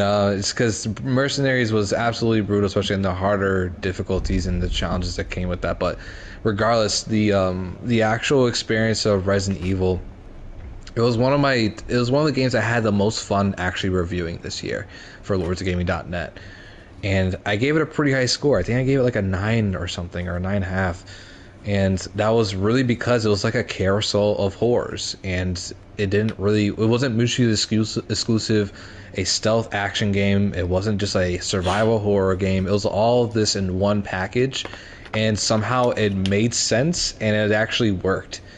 I loved going to the different environments, including Dimitrescu Castle, more of like the lake, kind of not swamp, but basically where like the lake monster-esque kind of version, the factory area. Like there was so much packed into this game that it felt almost unreal, just like a horror experience is. So it was very, very it was beyond my expectations, and I think one of the moments that I'll always remember and actually have recorded and me and my fiance laugh at all the time was my incomplete reaction to House of Beneviento and going through that entire sequence. The anticipation, man, the dread. I was playing this at like 10 o'clock in the morning, man, because I wanted to play Resident Evil Village, and I was absolutely dreading going through this house because it was so scary. The breadcrumbs of puzzles and the way they lay things out, the sounds and the environment. Oh man, just That damn baby. that damn baby. And not even that, just like for me it was like it's the epitome of like what's around the corner kind of moment. It's absolutely silence. brilliant. Dead silence. That's no the thing. music whatsoever. No, you only hear like the rattling of like metal instruments and like your steps and the creak of the door opening. You don't hear anything. Just that. And I think that's like the masterpiece of that one section. But even like before and after that, it's just Resident Evil fun, man. You're going into this environment not really knowing much, but what you have in your inventory and what you can find, and it just unfolds after that, and it's very Metroidvania-esque, which is why I love the Resident Evil series, specifically 1 through 3, and this just really has that feeling where it has the foundation of 7, but all the fun factor of previous Resident Evil games. So Very nice. Number 5, Resident Evil Village. Nice. Yeah, Oh man. it's weird because like I kind of put a rule on myself to not put, to this list to be specifically games that came out in 2021. If I just opened it up to games in general that I played and beat in 2021, then I think RE2 would definitely like be high on this list for me. Yeah. Nice. But yeah, man, it's the way that you guys have talked about Village definitely makes me a little sad that I haven't gotten to it yet. Remember, never too whenever late, that man. DLC comes out, because they got DLC plan. Hey man, you can buy that complete edition. Maybe we'll see. But yeah, man. All right. So for me, Jesus Christ, did I just fucking die? Stop dying, Wait, man. I think it's Walt next, isn't it? I mean, we can alternate. I'll go next then. Number 4. We got SMT5, man. This game caught me by surprise, truly, because as much as I was anticipating it and I knew I was gonna love it, I didn't think I would love it this much. Truly, I was thirsty and hungry for a solid turn-based RPG, and SMT5 provided me that on the year of 2021. And I mean, I've already talked in length in other podcasts of how much I love this game, how hard of a time I've had with it because it's really hard. But just revisiting the world where you get to have this Pokemon-esque system, of collecting demons and essentially it's a collection game, and its core, where you have to fuse up all these minor demons to create greater demons, and then these greater demons to become, to get your ultimate demons on a determined category, whether they be a beast forward demon, where they're essentially based on beast from mythology. You have Cerberus, and you have a Chimera, and you have all these types of creatures. Essentially, I like how in this case, contrary to Persona, they're not a manifestation of wills and whatnot. They're actual demons. So when you see Cerberus, that's Cerberus. When you see Thor, that's Thor. These are demons. These are or gods or angels. And I really enjoy the way they tie that into the lore, and you can actually interact with different types of demons in the world, and they have motivations, and they have. They still have that dick demon in that game. I don't know if they have Mara. I haven't encountered him yet. They might. They probably do. He's been in like most SMT and Persona games, because why not? Which is ironically, I believe in Persona 5 is like one of those strongest demons you can get, or like midway in the game. And it's like a side. There's a side quest. I don't know if you remember in Persona 5 where, if you go into Mementos and you go defeat this person that's been like abusing like in a modeling agency, like the recruits and whatnot, when you fight the metaverse version of this person, it's actually Mara, the dick demon. God so damn. It's like, it ties into how this dude is a complete piece of garbage in the real world and a harasser. So, but in this game, man, I truly love it. And you have Lucifer. You have Lucifer in Persona 5, but in this case, it's Lucifer. It's the king, the prince of the underworld, and I really love the way that I can see the familiar faces from Persona 5, but in an actual real setting. And you, as the main character, you're entrusted with finding out what happened and trying to revert everything back and try to save the world. And, the classic. Get the power of a demon in your own hands to actually use it against themselves. I really enjoy the game. Classic SMT5 or SMT fashion, turn-based, hardcore. The Dark Souls are turn-based. Oh. Yeah, man. No, and it's all sand. It's all dune. So no Breath of the Wild here. No grass. Oh man. Yeah. Would you look at that? It's a wasteland. It's apocalyptic, man. Yeah, there's no grass. Man, there's little patches here and there where I'm like, whoa, take it easy, Nintendo. Breath of the Wild here. Wait a minute. Hey, copy off your own thing, man. I hate to Stop see copying yourself. Hate to see it, man. But yeah, man. SMT5, number 4, bro. Number 4. So my number 4 is The Forgotten City. Oh, right. Yeah, cool. So I don't really know what else is there to say about this game as well, because I talked about it a lot already. But just talk about one of the best uses in a year of time loops. This was definitely like one of the best implementations of it. I think one of the best examples that I can give is the fact that and I feel like other games would flub this up so badly, where you learn something in one loop and then so you reset the time loop and you come back with the knowledge that you had from the previous loop.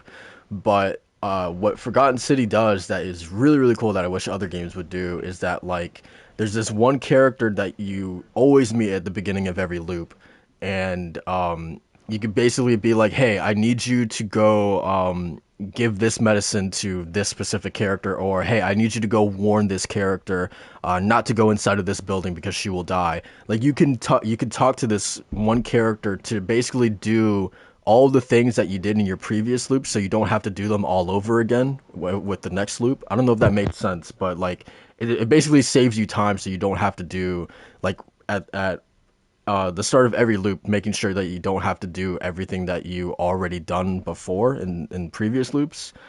He basically takes care of them for you, and it's sort of contextualized within the world of the Forgotten City by this character basically being the errand boy of the actual city.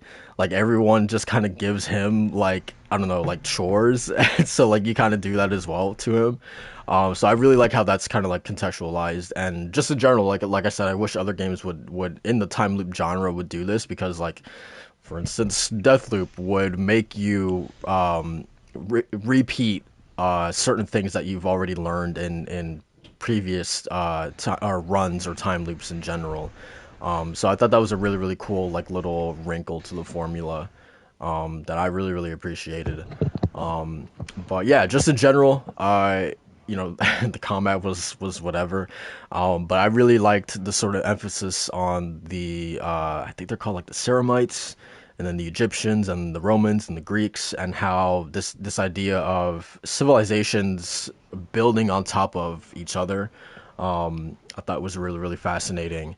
And just speaking to all the different characters, learning what makes them tick, learning how each of them kind of in their own subtle twisted way are breaking, like, not necessarily breaking the golden rule of the city itself, but just kind of like really stepping on the line itself, like really playing with the rule in general, and how they're getting away with it, right? Because the major idea of the game is like no one in the city is allowed to commit a sin, or else everyone is gonna pay for it, or everyone's gonna die essentially.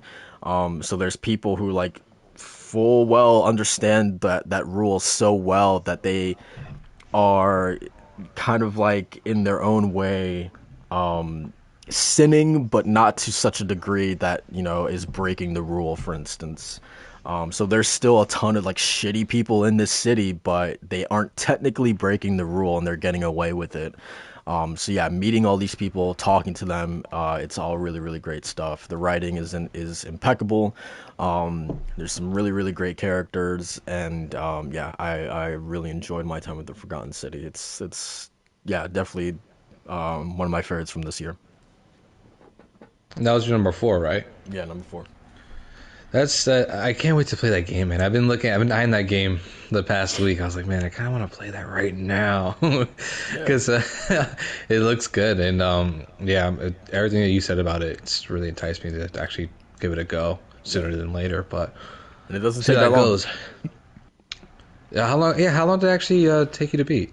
I want to say less than 10 hours. Oh, okay, that's manageable. Maybe I will be able to beat it before next month. Yeah, for sure. Pick it up. Okay, cool. So my number 4 is Lost Judgment. From someone that liked the first Judgment, haven't really delved too much into the Yakuza games. Lost Judgment was just what a ride that was. The main issue that the game was tackling was Detective Yagami was basically going into this high school that had a bullying epidemic that obviously affected a lot of lives, and not just people that are in the school but out of the school. And when it came to that, it's just the amount of characters and like how they all influence each other. Basically the tragedies that happened, and who lives, who dies. Like, the writing in this game is just bar none one of the best things I experienced in 2021. The pacing was just so good, and the twists and turns that happened in every chapter, that happened for each character, the character development for everyone too, which is one of my favorite experiences this year. I think Lost Judgment didn't get enough credit in 2021 for having such a sound gameplay system in place when it came to being detective, when it came to just the combos you can do with the different fighting styles you can do for Yagami, which were super fun to pull off. And just overall, man, just the actual writing, the characters, and the character depth, it's true and true from what I've seen from gameplay clips and people praising the RGG games. It's full on a like Yakuza-like game. There's nothing really diverting it from that. Other than the fact that you're on the other side of the law, you're trying to figure out murder mysteries more than solve Yakuza drama. But for Lost Judgment, man, it was for me, it was just like one of the best written games of the year in terms of just the story. I think if you're missing on this game, you're missing on a game with a really great story, and one worth going to, and one worth doing the side content for as well. Whether you're paying $60 for Lost Judgment or you're paying $40 or $30, you're getting your money's worth hands down. You're getting a good 20 to 25 hour story embedded there. You're getting a bunch of side content that includes 10 high school side stories that have different activities. So there's like the skateboard gang. There's actually a gamer club. There's a robots club. And the one that kind of like pivots you into all these different high school activities is the detective like mystery club, which like this girl, can't blanking on her name right now, but she really like embodied like a younger Yagami in terms of like her drive and her passion to like figure out mysteries. So she creates this club in the high school, and she's like the head of it, and she's kind of like the pivot that gets Yagami into all these different clubs to really like figure out what's going on with like the mystery of some of these like high school dramas or things that could be putting these students in legitimate danger. So yeah, Lost Judgment it's one of my favorite games of the last year. It comes at number 4, and I can't wait to go back to it to do more side content throughout the year. It's one of those games I constantly think about going back to, even though I beat it like a couple months ago, because that's how much I really liked it. Nice. Solid. I'm making me want to play it. Golly. It's fantastic, man. I highly recommend it. Sheesh. All What right. My number 3 is Tales of Arise, my guy. Now, Tales of Arise, god damn, Macho and I, Macho, you know how it is. This game, really, in a time where I thought Tales games were, they were at the lowest, I was like, you know what? It's been Excelia, Berseria, it's been a while since I played a good Tales game.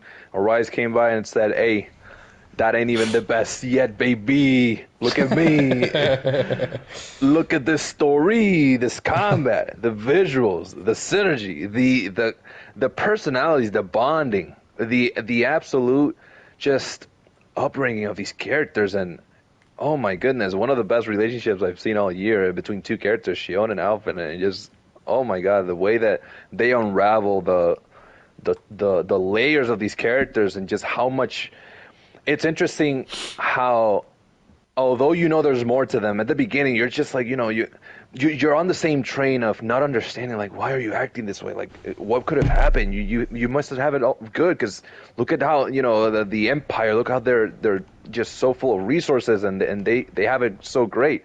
And then you discover more about this, Shion and what she's been through and her burden, and my God, and alongside the combat, which I'd argue, I think it's the best combat in a Tales game thus far.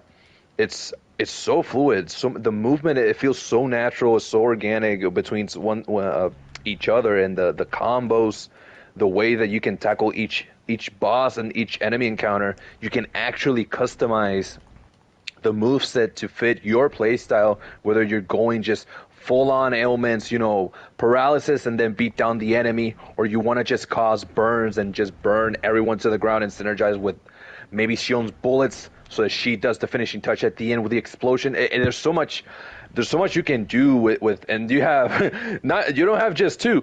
You got 6 of these dudes. You got 6 of these people, or 6 or 7. You have a lot of options here to play around with. So it really, oh my God, blew it all the water for me. It's an incredible game, which at the time when I first started, I was like, okay, yeah, like let's see what's in store for us. Macho and I, we were hyping it up, and we were super excited. We're there day one, and let me tell you, it did not disappoint. Tales of Arise easily, I'd say, it's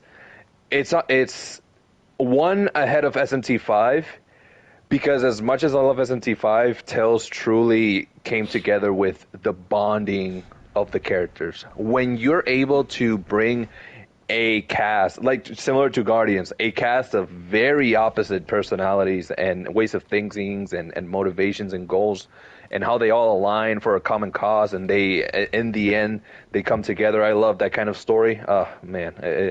It's chef's kiss. It's a beautiful, beautiful game. Absolutely loved it. Hell yeah. What a game, man. This year truly was a JRPG year. With SMT, Tales, and Final Fantasy. Oh my God, truly, what a time to love JRPGs. Truly. Yeah, but then JRPGs are better than Westerns. They don't get no love at these Game Awards, man.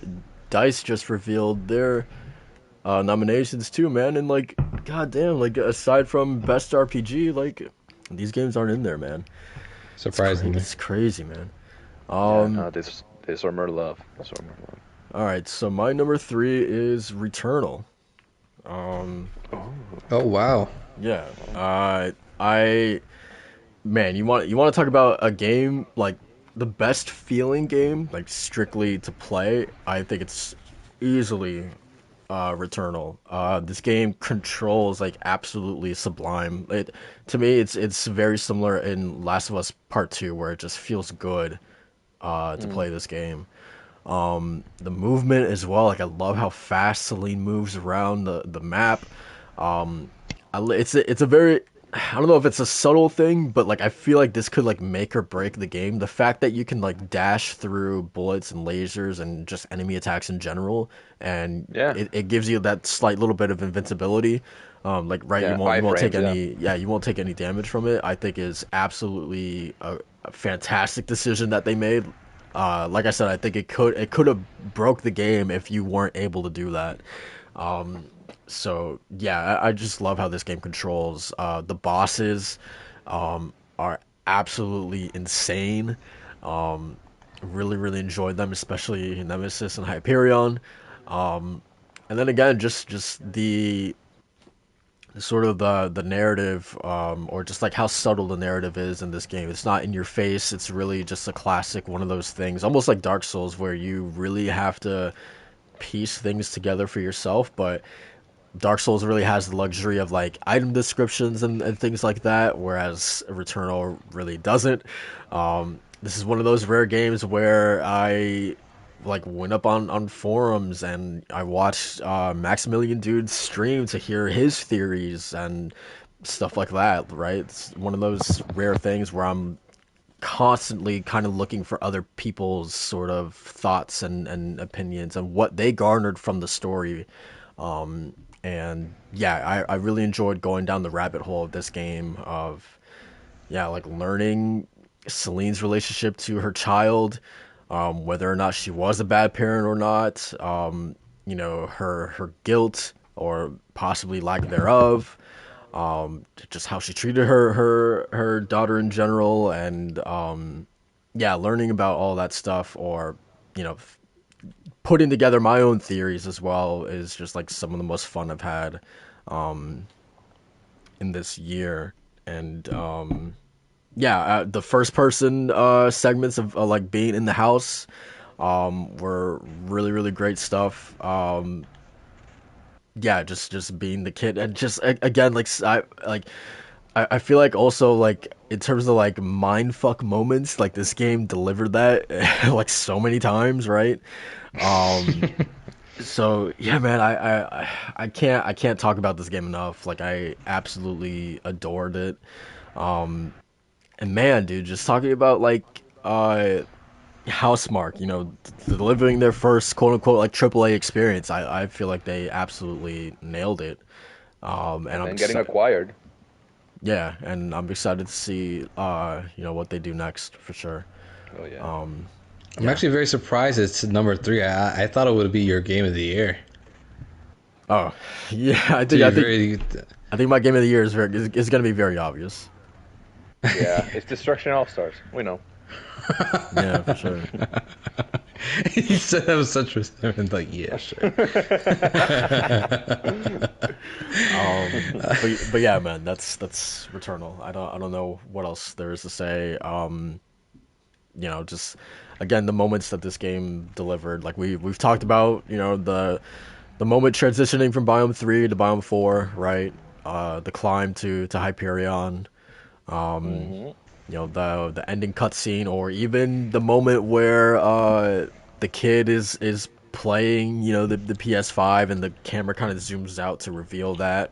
The astronaut being in the kitchen table, sitting down, just like reading a book, right? Like all these moments are like really, really great moments in the game, and just haunting for sure. What was that? Haunting. What's that? No, like it's haunting. Like those scenes themselves were just very like tense. Oh yeah. Yeah. But yeah, an adjective. I I know what that is. Um, but yeah, I can't say enough good things about this game. But yeah, that's my number three, Returnal. Very Nice. nice. Cool, Macho. cool. Number three for me is It Takes Two. Mm. This was the only game that, well, one of the few games I reviewed for LordsOfGaming.net, but one of the only games for the site itself where I actually gave a 10 out of 10. It's perfect, but meaning that for me, in my eyes, that it's a masterpiece of of the medium of video games. And I really can't. I mean, I talked about this on length. Like, I really champion this game for what it is, for what it for what it did for the industry. I'm so happy that it actually won Game of the Year for the awards, because I think that's like a really great impact for that a co-op indie game can make the strides and really prove excellence among titans and from the year. But for this game, man, I really can't talk enough about like the level design, how amazing and creative and something. There's always something you want to keep doing. Like, you want to keep actually playing in that game, and that's because the level design is just so pitch perfect that you just want to keep seeing what's going to be the next puzzle, and how different it's going to be, and what's the next mini game that you can find with your partner. And the fact that this entire game is co-op, you cannot play this game alone, I think it's something really special too. The story itself is not really super special or different, but what it does and the situation that it places you in are stuff you're never going to forget. Like, there is some legit traumatic moments. There is some really hype up moments. There's a lot of rail grinding in this game, but to its benefit, because it's a lot of fun when it does it, and when it gets to little points where you're going from point A to B, it's just so much fun. I think what Hazelight Studios did with this game was just incredible, and it's absolutely kind of just their. I think it's going to be their hallmark. It's absolutely their centerpiece of what video games can do, and how you can bridge the gap between casual player and expert players, while also bringing together what Joseph Fares' mission has been, which is telling narratives in video games that matter, and really can influence relationships and influence people, and how they spend their time. So yeah, It Takes Two is just a monumental achievement, and it's one of the best games of the year. Absolutely. Well, My number two is Mario Golf. I'm kidding. My number two. I was really struggling between one and two, because they're both up here for very, very different reasons. And nonetheless, they're both fantastic games. On my number two, I put Returnal, and I'm just echoing absolutely everything that Soul said, because you hit it on the head, just the nail on the head, because it's such a it keeps you on your toes. It's always jam-packed with great set pieces, great action sequences, but it also has these moments of just suspense and very haunting scenes where, quite frankly, I didn't know half the time what was going on. I'm like me, 99% of the time I have no idea what the fuck I'm talking about. Like, in that moment, I was like, wait, what? I don't know the lore. I didn't know what was going on, but I was tense. It was suspenseful, and it was interesting nonetheless. And it really provided like some sneak peeks into Celine's inner struggles and past lives and the current predicament she was in. Fantastic game, and it truly it encapsulates one of the, I'd say, well, we had a number one, the top one video game moment of 2021, which is the ascension. I'd say at this point, from the boss battle that was Nemesis all the way to the defeat of Hyperion, all of that is just one of the best sequences in 2021 of a video game. Nothing tops it, truly. But number two, for reasons here and there that I'll explain later. But yeah, that will be my number two, Returnal. and like we didn't even talk about the fact of like why the game is so hard. Like, I love the fact that it's really a reflection of Celine's sort of how do I explain this? Of her not being able to sort of come to terms with and accept what happened to her and her child. And that's the reasoning for the loop itself is, she can't come to terms with it, and that's why it's until she comes to terms with it and accepts what happens, then she will actually be able to like break out of this loop. But why, until she can't, or until she does, she's gonna keep reliving this over and over and over again. And the sort of trauma itself being as traumatic as it is why the game is so hard as well, which I absolutely love. That the game, that's just like a beautiful mesh that only games can do. It's a beautiful mesh of like both narrative and gameplay like working in harmony together. um you know Almost like the narrative is like directly like feeding into the gameplay, and like yeah, it like both of those working together, and it's a really really cool thing that Returnal has that really only games can do, right? Like movies can't do that, or books can't do that. So yeah, that's another Yeah. thing I really appreciate about that game. Great points. Yeah, no, wholeheartedly agree. Okay, so my number two is Hitman 3. Yeah, this is my first Hitman game. And I absolutely like the moment I started playing it. Once I got the grasp of the game, I couldn't put it down. I think I have like over this game and my number one are both over 200 hours I put into them. Yeah, but Hitman 3 specifically, man. Just you want to talk about like a pure playground, man. Like this game is exactly that. I love just like the fact that it's just really like letting you loose, especially like if you turn off like all of the mission objectives and stuff like that. If you just kind of go into this blind with no objectives, no markers or anything like that, and you just kind of explore and look for opportunities, it's just the most fun discovering different ways to kill your enemy, man. That's purely what this game is, and getting away with it. Um, it's just so much fun, man. I love, especially Hitman 3. The levels in this game are incredible.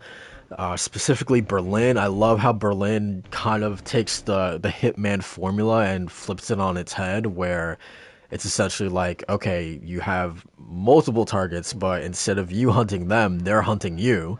And it really changed my approach in versus, because it feels like once you do Dubai and Dartmoor, you're like, okay, yeah, this is, it's really good Hitman, but yeah, this is Hitman. You almost feel safe, you almost feel comfortable with those first two levels. You know what you're doing, but then the third level comes around and it completely throws you for a loop. And yeah, it's definitely like one of the most refreshing levels in the franchise. And I really remember, like when I remember Hitman 3, I remember Berlin specifically because, yeah, it was just such a fantastic level.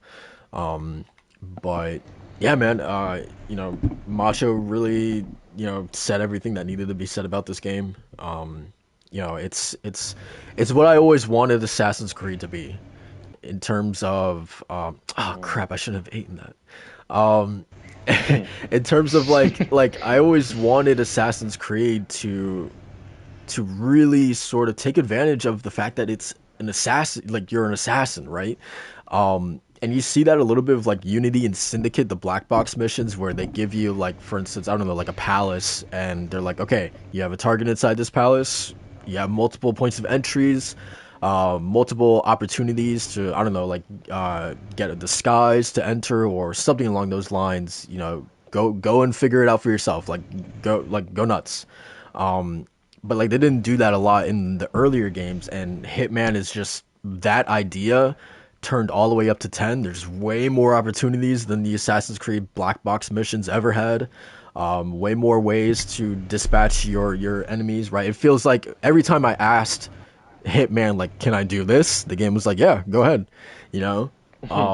So yeah, man, absolutely adore Hitman 3, and it was definitely like probably the most fun that I had in the game in 2021.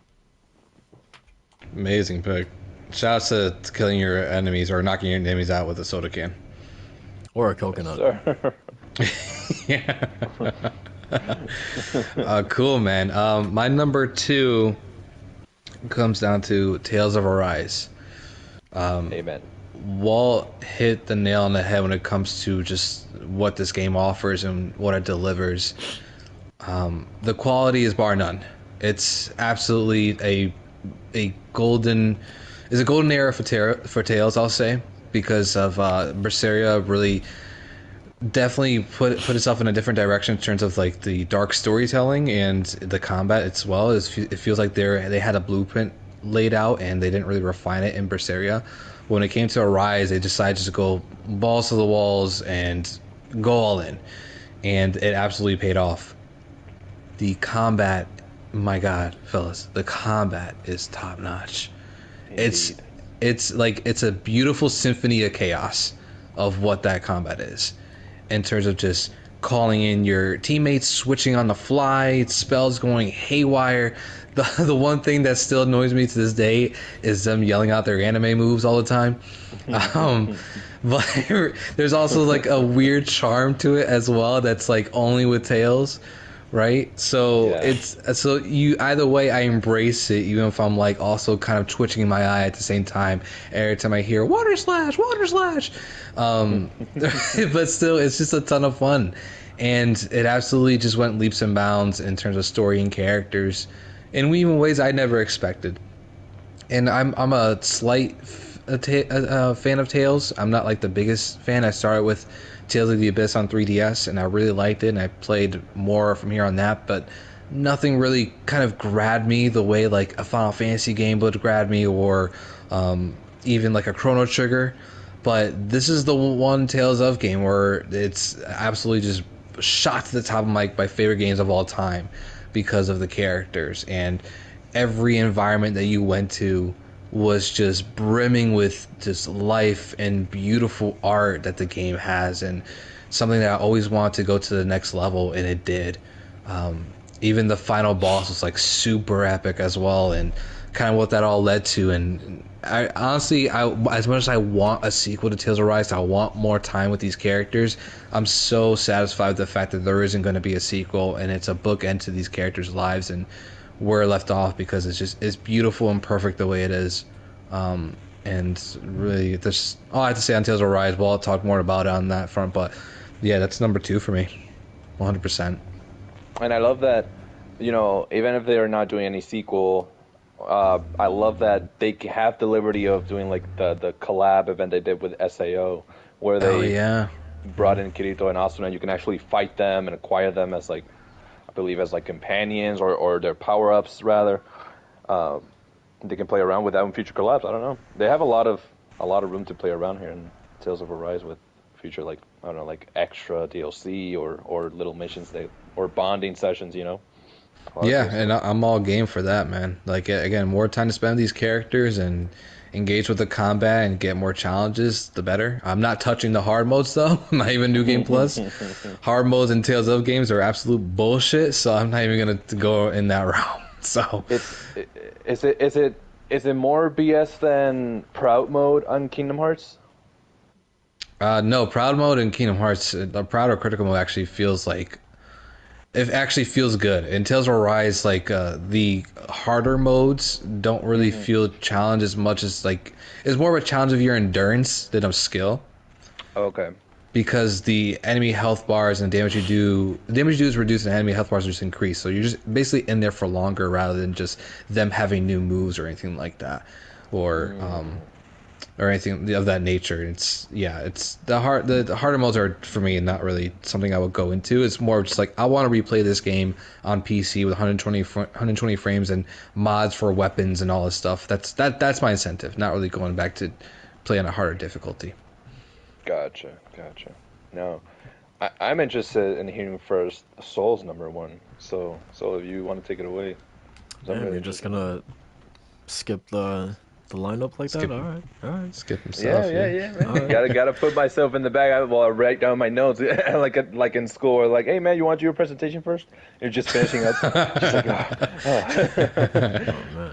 Oh man. But yeah, my number one is obviously Mass Effect 3 from the Mass Effect Legendary Edition.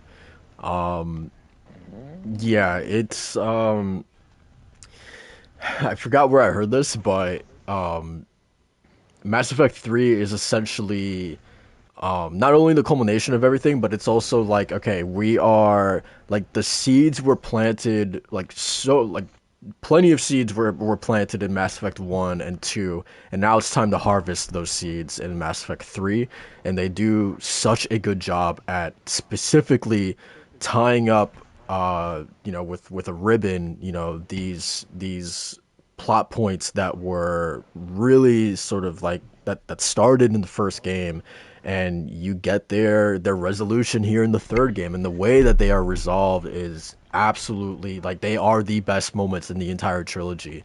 I also really like how they handled this sort of idea of like there is so much on Shepard's shoulders in Mass Effect 3, and I love that you get to see like the toil that it has on Shepard's like mentally, like what it does to her mentally. There are plenty of moments where Liara has to come and sit down and talk to her because like Shepard is like struggling, man. There's a moment that I'll never forget with Tali where after Thessia, after that mission, and Thessia basically, which is the Asari's homeworld, and it gets like absolutely wrecked and devastated by the Reapers, and Tali is standing next to the wall with like all of the fallen soldiers' names on it, and Shepard like kind of walks up to her in a completely optional conversation, and she's just like, I don't know if I can do this, Tali, and she kind of like lists off like all the planets and the places that have been destroyed since this war has begun, and Tali is like, I forget what she says exactly, but she's like, you can do this, Shepard. Kind of like giving her like that extra bump, and like there's plenty of moments like that where Shepard is just like clearly struggling, and then it's her teammates that are kind of like picking her back up and reminding her that like no, like she can absolutely do this. And I just love getting, because I feel like that's so rare, getting to see like essentially the chosen one, but like seeing like everyone is so dependent on Shepard. Literally the entire galaxy is depending on this one person, and seeing Shepard kind of struggle with that, I thought was really, really cool. Like I absolutely love that. And and then also just like in terms of it being a conclusion to the entire trilogy, right? The actual ending is a thing within itself, but I love, before the actual final battle, getting to say goodbye to all of your previous party members is such a powerful moment to me. Like going to Tali and her saying that, it's been an honor serving under you. Joker saying the very same thing in the Normandy before, he drops you off on Earth, right? Knowing that this is probably the last time he is ever going to see you. Those moments hit so hard, man. And then obviously the moment when you're on Earth and you're making the final push to the Citadel, and you have, like, for me in my playthrough was Liara and Garrus, who I had on Earth with me, and Liara and Garrus both get like really, really badly injured, and they're going on the Normandy to be taken to safety, and Shepard obviously can't leave because she needs to go to the Citadel, and getting to say goodbye to those two characters as they're being lifted off, back onto the Normandy. It's another moment that hit really, really hard, man. I could talk about this game forever. It's just in terms of like it being a conclusion and the culmination of everything that had came before. This isn't even getting into the resolution of the Geth and the Quarians storyline, or the Krogans storyline with the Genophage and Morden's sacrifice, Thane's death, right? Like, God, dude, like top to bottom, like this game just has like the highest highs in the entire series. I still think probably Mass Effect 1 has the best overall story, but man, just in terms of like a collection of moments, like Mass Effect 3, like I struggle to find a game this year that has moments that hit as hard as this game did. But yeah, man, I was talking about a game that like I was just emotional throughout the entire thing playing it. Yeah, it was incredible. And last thing I'll touch on, I think this game has my favorite iteration of the Citadel because with the entire crux of this game being the war and whatnot, I really, really love the fact that, like, okay, the Citadel, once you start at the beginning of the game, is different than the Citadel at the end of the game in a sense of, like, there are updates to little conversations that NPCs are having as you progress through the game, right? So like I remember there's like this one girl talking to like I don't know this like receptionist or whatever, and it's a kid, and obviously her parents have died in the war, and she's asking this receptionist, I think she's like a refugee or whatever, and she's asking please like just hold on, like my parents will be here like any second or something like that. And then like you come back to the Citadel periodically throughout the entire game, and you get updates on those little NPC conversations, like most little almost inconsequential little conversations, but it makes it feel it makes the Citadel feel more alive, right? That there's actual progressions to these little conversations. It makes the war feel a lot more real as well. So yeah, I really, really enjoyed that. And then the Citadel DLC is probably the best DLC I've ever played. I won't get into that, but just, I don't know, Macho, if you've ever played it, but Never know. That and Leviathan are DLCs I wish I played and haven't yet. yeah, you absolutely need to play the Citadel DLC. It's in terms of like being a perfect send off to the Mass Effect trilogy. Yeah, it's so much fun. It's so much fun. But yeah, man, I'm happy to hear that you loved it that much, man. Seriously. It's honestly like one of my favorite games ever. But yeah, that's my number one, Mass Effect 3.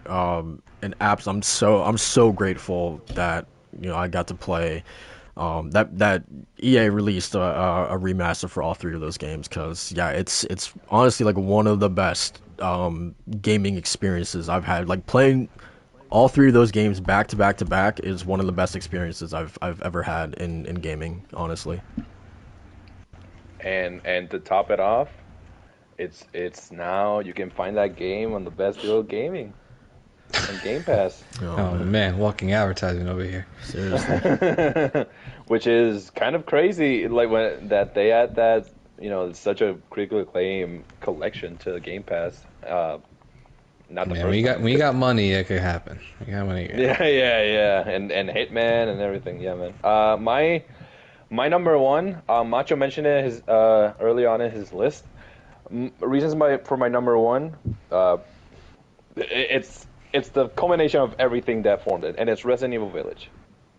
Now, Resident Evil Village 2021 was the only game where I wanted to play certain games, but I just couldn't find myself doing it, and I could not bring myself to do it. It was a very busy year for me. There was a lot of things coming along, a lot of things I had to manage outside of gaming.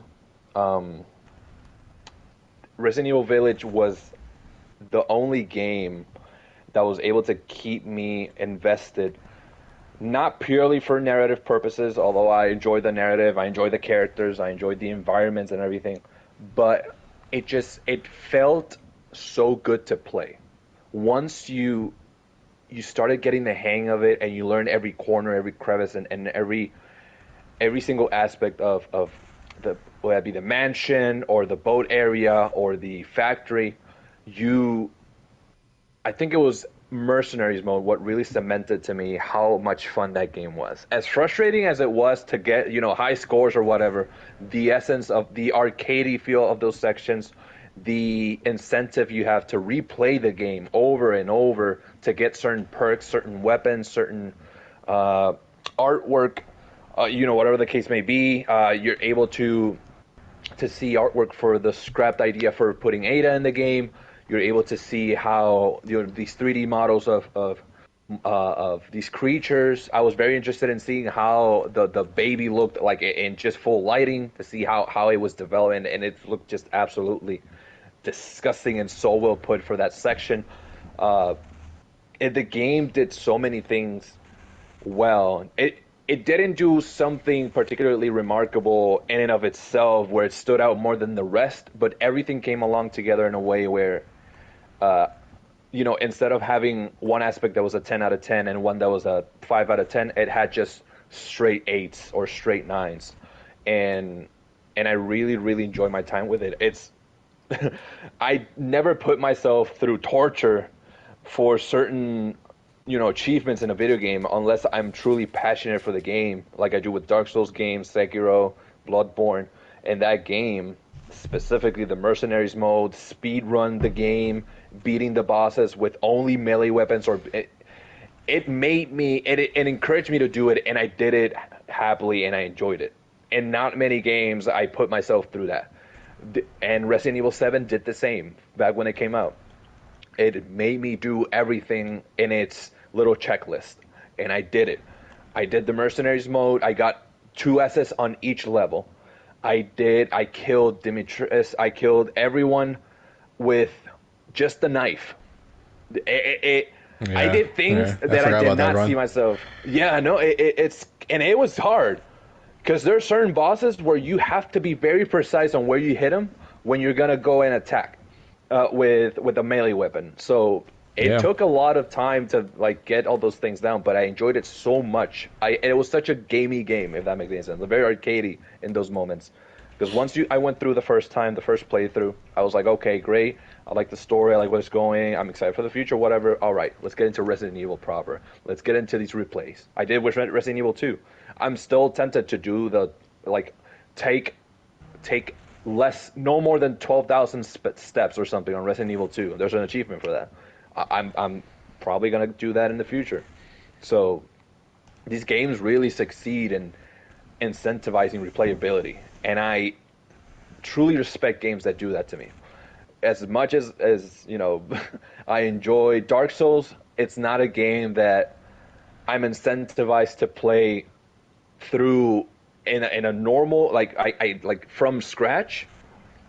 It's more so doing a new game plus, but then you're more powerful, but it gets to the point where it's not even a challenge. You're just one hitting or two hitting enemies, and at that point you lose a little bit of the essence of what makes the game so much fun with that challenge. And Macho can notice that with Dark Souls 3, just how easy it was when they had 2 of us. It was we just breezed through the game, and although I had a ton of fun because we're co-oping, a lot of fun moments happen. I enjoy my games when I have to think about what I'm doing and have an objective that I can strive for. And Resident Evil did that for me in every sense. In every playthrough, I had an objective, whether that be melee only, speed run, hardcore mode. It had that classic Madhouse feel from Resident Evil 7 on one of the modes where it was, I forgot the name of the mode, but essentially it's like the hardest mode in the game, and it changes some things of some levels, and I love that. I love that you have that ultimate challenge. So truly the game that reinvigorated my love for games at a time where I had a lot of gaming blocks, Resident Evil Village, my number 1 game of 2021. If we were going to go with games that did not come out in 2021, but I played in 2021, and it's probably Game of the Year caliber, is Ori and the Blind Forest, because I never had played Ori, but I just want to mention that that's one of the games I played 2021, but did not come out that year, and it's one of the best Metroidvanias / narrative experiences I've had. But yeah, number 1, Resident Evil Village for 2021. Great pick. All right, cool. Then I'll end it off our list here. My game of the year for 2021 is probably no surprise to you guys. Final Fantasy XIV Endwalker. Yes, sir. The funny thing is that I obviously I knew I was gonna love the game, but I did not really expect it to even reach game of the year for me, because going into this new expansion, I wasn't really hot on the new villains, or not new, but more of the villains set for this expansion in particular. I found one of them to be very cheesy and kind of by the numbers villain when he was first introduced, and the other kind of just a throwaway villain. But the way they tackled how these villains are approached and what they do to the story is beyond what I was expecting, and absolutely blew me away. They added so much depth to these villains that I didn't really expect. And even one of them's kind of a throwaway still, but like it's more of a fun kind of banter between your character and this villain. I talked in lengths about Endwalker, specifically the expansion. I talked in lengths about the music. I found the level design, like the quest design, to be very different from previous expansions, which was a nice change of pace, rather than have it go from point A to point B as it has been in the previous expansions. It's more of go to point A, but there's also some little distractions peppered in to give more characterization when you're exploring. And on top of exploring, the environments are some of my favorite in the entire game. Not only because of the music, just because of visually, aesthetically, how these cities and kind of seaport locations look. Old Charlene is one of my new favorite locations in the entire expansion because it's based off of like a fantasy Greek era, so it's white column buildings, and it's very historical, feels very old, right? And it's by the sea, so it has like a fresh kind of sea breeze kind of look to it, but also very clean look to it. But also there's deep secrets hidden within that have such a wealth of knowledge, and you feel that just walking through the city. And it's phenomenal what they did, and kind of like the thought process that went into actually building these things. Garlemald, I know it's kind of a slight spoiler for you all, but it's been like in a bunch of press anyway. You visit the country of Garlemald, which is like your opposing city throughout, or your opposing like country throughout the entirety of Final Fantasy XIV, and you get a completely new perspective, man. They don't really, you're not, when you get into Garlemald, you're not the savior, you know. They hate you because you're from that continent, Eorzea, and what you've done and stuff like that, and they don't try to like win you over. You know, you're not trying to win them over. In that sense, it's just more of like, we have a problem, we have to fix it. Let's see if we can work together. And the way they go about that storytelling is just so well done, and it's so masterful. My last point, really, to kind of touch on why this is really essentially my game of the year. In gaming in general, I've always had like wants and favorites that I've always wanted in video games ever since I was younger. I grew up with Disney movies, so having Kingdom Hearts where you're literally going on an adventure with Disney characters, some of my favorite Disney characters too, like Tarzan, Hercules, Jack Skellington, that was like a video game dream come true for me, and that came true.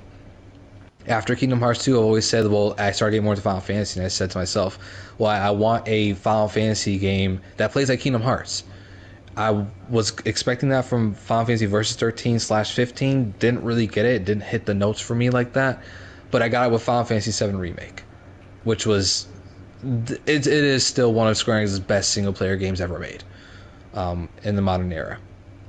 And then beyond that, I've always wanted a Final Fantasy game with a person of color main character. And I didn't realize that Final Fantasy XIV would kind of be that avenue for me, considering your character is a silent protagonist. But the way that they blend your character, your Warrior of Light, your main character that you created that's been with you since A Realm Reborn, and not only made them feel like they're an essential part of the story, but essential part of the cast too, where your decisions and your dialogue choices, not that they influence the game's dialogue really, but more of just the interaction with the characters, it feels really personal. And I didn't really expect Stella, my character, to be like such an influential character in this expansion, and to really like have a say, like whenever, like I can see my character in the promotional art for the game, because that's how much like that character matters in that storyline and that entire and all the expansions. So I did not expect, like I always wanted like a single player Final Fantasy game to have a person of color that I can relate to, that feels like an extension of me, but I did not expect it to be with 14, and it to have Endwalker the way it ends, and to kind of have your character matter throughout the entirety of it, and the way they leave it off too, where it's not the end. You know, it's there's definitely more for Stella in my future, and that's something that I'm always going to remember and abide by. And I think Endwalker just did that in spades. So Final Fantasy XIV Endwalker is my number one. Yes, sir. Nice. Love to hear it. Walt, where's the clapping sound, man? We need that. Oh man, Yeah, today man. caught me He lacking. flubbed. Because we did it. We did it, man. That is We did it, our man. list Clap, for clap, clap. our game of the year. Game of the years for 2021. So we should we should probably run through our most anticipated pretty quickly here. Because man, I don't know how that took long, almost as much time as our last podcast. Yep. But yeah, so for most anticipated, I don't have I didn't put 10 together, but I have a pretty short list, so I can go through that pretty quickly. Yeah. So obviously, you know, the mainstays, the God of Wars, the Horizon, and Elden Ring, you know, they're all there, obviously. Of course. You know, Elden Ring, obviously, always looking forward to a new FromSoft game. Horizon, you know, because I think Horizon honestly might be my number one, because, you know, when I look at, like, PlayStation games in general, like, I think, yeah, like, I enjoyed Last of Us, and, like, I would put Last of Us Part 2 and God of War and Bloodborne higher than Horizon, but at the same time, I would put Horizon higher than, like, Ghost of Tsushima and Spider-Man. Like, I really, really adore Horizon. I think it's really, really special, and, all of the gameplay, you know, improvements that they're making versus the first game, I think is like exactly what I wanted. You know, the way that they're talking about specifically, Aloy is going to be with people a lot more this time around.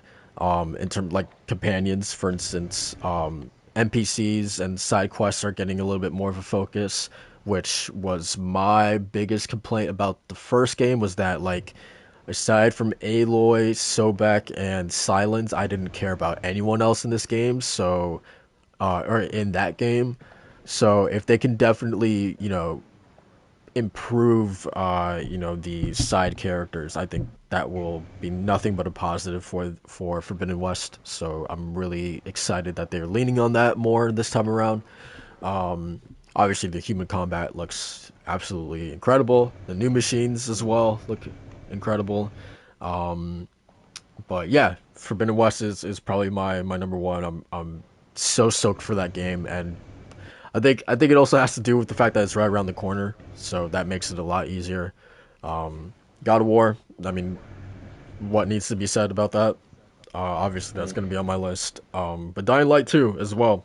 Dying Light 2 is like just watching that latest trailer, man. The improvements that they've made to combat, and story getting a lot more of a focus this time around because the first game's story was kind of like, so. Ass. The main character's name was Kyle Crane, you know, so it's a typical, you know, I don't know, white male protagonist name right there. But yeah, the fact that, you know, specifically choices is going to be a big factor into this game. A lot of choices having a sort of ripple effect in terms of like the game world, I think is really, really interesting. The enemy variety in Dying Light 2 looks absolutely insane. Like, obviously the first game had a lot of variety with the enemies that you fought, but just watching that latest trailer, man, the amount of different kinds of zombies really, really took me by surprise. And then the characters. I think the characters that they showed in that last trailer, it looks like they're all going to be a lot more interesting and likable than the people that you met in the first game. So I'm definitely excited for that. Shout out to Rosario Dawson, huh? Yeah, I didn't Yes, think she was going to sir. be as big of a character. Like, I thought she was just going to be like a side character. But man, that last trailer really made it out to seem like she's like a really big integral part of this story. So I'm interested to see how that's going to work. I was watching a podcast yesterday and they asked this question: what game in 2022 has the potential to be this year's Cyberpunk 2077? And surprisingly, none of them said Dying Light 2, because I totally feel like this game could be that, which has me nervous. But at the same time, you know, I'm just kind of crossing my fingers and hoping for the best, man. thing is, I wouldn't be surprised if this is a Cyberpunk situation or if it actually turns out to be great. I'm really hoping it's great, but we'll see. But nonetheless, Dying Light 2. I mean, I love the first game, spent a ton of time in it, and I can't wait for the sequel. And then the last one that I'll give a quick shout out to is A Plague Tale Requiem. I really dug the first game. Really underrated. I feel like not a lot of people talk about it, but yeah, it just that time period I think was really fascinating. Like I love that sort of like medieval Paris, dirty, grimy, like no pun intended, but yeah, like plague-stricken sort of medieval time period. Inquisition times, where Yeah, for sure. it very much it's over. It's a time where the church and religion really was law. Dangerous. Yeah, and dangerous. But yeah, I completely agree to that point, Walt. Yeah, it's a really cool setting. The rat tech was absolute like it. Nasty. Like yeah, I think about like some of the moments when you're like in a tight crawl space and there's just like a ton of rats, there as well. There's also this one moment of like you're with Hugo walking across this battlefield and it's literally you just like stepping all over corpses, like a ton of corpses across this battlefield, and like that game really succeeded in just like atmosphere, and I absolutely cannot wait to see how they follow that with this game. Combat seems like it's getting a little bit more of like a boost this time around, so definitely interested to see how they're going to handle that with this, because I think she has like a crossbow this time around. So yeah, Plague Tale Requiem, really excited to see how that game turns out. Obviously there's a ton of other games I'm really looking forward to this in 2022, but I think those are probably the main ones. So yeah, whoever wants to go next, feel free. Yeah, I can go take the lead.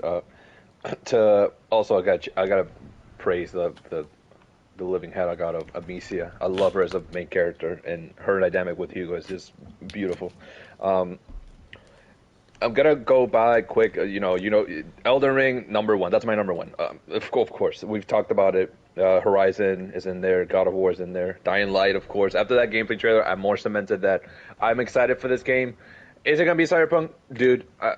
If I think about that, I'm not gonna be excited. I prefer to be excited. Then I'll be disappointed. Let me be disappointed. Then I'll make the judgment there. But no expectations here. Sifu, I'm looking forward more to Sifu than I did last year. A lot of the gameplay that they revealed, the mechanics, the aging dynamic, and how that's gonna work out, it really has me intrigued. Breath of the Wild sequel, that I gotta just put that one in there because man, I love me Breath of the Wild. I'm pretty excited for the sequel. It looks like the little bit that they've shown, it looks like a lot of fun. It looks bigger in terms of environments and where you can explore. It seems like you're going to the skies. It seems a lot of fun. Pokemon Legends Arceus. I'm excited for the approach that Pokemon is taking now. The open world, you actually have to throw the Pokeball and battle Pokemon and actually capture them in the wild. I like the approach they're going for. I'm really excited for that one. Kirby and the Forgotten Land. Kirby's Dream, I believe, was my first game ever. That's what introduced me to a video game back with a Game Boy Color. And to see how far Kirby has come along, I'm super excited for this one. And it looks a lot of fun. They revealed like the co-op and the ally system that they're going to have.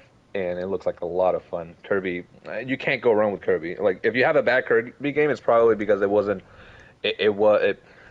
had a gimmick, probably. Because there's a lot of gimmicky Kirby games. Triangle Strategy. I haven't talked about this game almost at all because saying it is ridiculous. That's a very ridiculous name. Yeah. But it looks phenomenal. I am super excited for this game. Mixing turn-based with Octopath Traveler style graphics, this 2D 2.5 HD pixel, type of. Give me so many. Give me more. Give me more. I'm excited for the remake slash remaster of Final Fantasy VI this year's coming out, which kind of has that approach with pixel fidelity and quality and approach. Triangle strategy just it looks so good. I'm really excited for this one. And then finally, Hollow Knight Silksong, which yeah, it's on my list too. Oh man. It's coming out this year? Hopefully. They haven't said anything since like 2020, probably. But I have hope. I have hope that they're gonna say, "Hey, man, it's actually out today," and you won't see me for like 3 podcasts because I am a huge fan of Hollow Knight, and like I mentioned earlier in the podcast, played the heck out of that game. And what better sequel than to put you in the shoes of Hornet, one of the most interesting characters of that game and one of the most dynamic in terms of movement and combat. So, Yeah. That's my list, man. Ones that stand out a lot that I've not talked about, again, Triangle Strategy and Silksong. Those two, they have the little kid in me pretty excited. Sounds nice. good, man. Gotcha. Yeah. I mean, aside from the Horizons and God of Wars and Dying Lights, like we were excited for these games. Yeah, that's like this. Yes. That doesn't change for me either. But I decided to go a little different for my anticipated games list. Because one, Hollow Knight Silksong is on there because I've just been waiting for that game for a hot minute. But the other games that I've been looking forward to, Gotham Knights. That first trailer from DC Fandom was absolutely incredible. It really feels like it feels like it's been a while since we got a Batman game, and I think it's probably true. When did Arkham Knight come out? Like in 2016, 2015. Yeah. 2015. Yeah, so it's been a while, man. And what better way to get a Batman game going than to play as his proteges, his Bat family, right? And on top of that, it's a co-op game, which sounds like a lot of fun too. So that's something I'm really excited for. I love the designs for Batgirl, Nightwing, Robin, and what's his name? Jason Todd's character. Yeah. Red Hood has his name. So yeah, I'm excited for the premise of it as well, where Batman's basically has his dying message going out to his Bat family, saying like it's now your responsibility to protect Gotham. I left it in your hands. To me, that's such a cool storyline. I can't wait to explore. Let's see. The next one I have in here is actually a mobile game. Final Fantasy VII Ever Crisis. This game is supposed to be an episodic drop for the Final Fantasy VII Anthology, which is basically just going to be dropping episodes of the entirety, not only just Final Fantasy VII, but the games that came before and after chronologically. So Dirge of Cerberus, Crisis Core. I think the other one is what's the other one? It's not Ever Crisis, something else, but it has something to do with the Turks. And that's something I'm super excited for because it's essentially a remake where it doesn't have the classic battle system Final Fantasy VII, but done with a new chibi art style that actually has more of a grounded sort of tone to it as well, but done in the modern era with the backing of Remake. So that's something I'm really excited to play. The other is a controversial pick, a company that's kind of like in my crosshairs right now, and that's Ubisoft. Avatar's Frontiers of Pandora. Who knows if this game is actually coming out this year. I think it really depends on the movie, if it's coming out at the end of this year or not. But the Avatar is always a guilty pleasure for me because I love that universe. I love the franchise, and any reason to dive into more of that world of Pandora, then I'm all for it. But yeah, we'll see how this goes. If it really is just Avatar but Far Cry and not any better for it, then I'm going to be really sad and disappointed by this. But if it ends up being something really special, actually it ends up being more about environmental storytelling and character storytelling and a fun gameplay on top of that with the Banshee and all the different animals in that world, and it's going to be something really special. But who knows, if Ubisoft decides to go the absolute F-boy route and put NFTs in it, then that's another reason to be really sad about it. No fucking thanks. Yeah, basically. Last couple ones here. DNF Duel.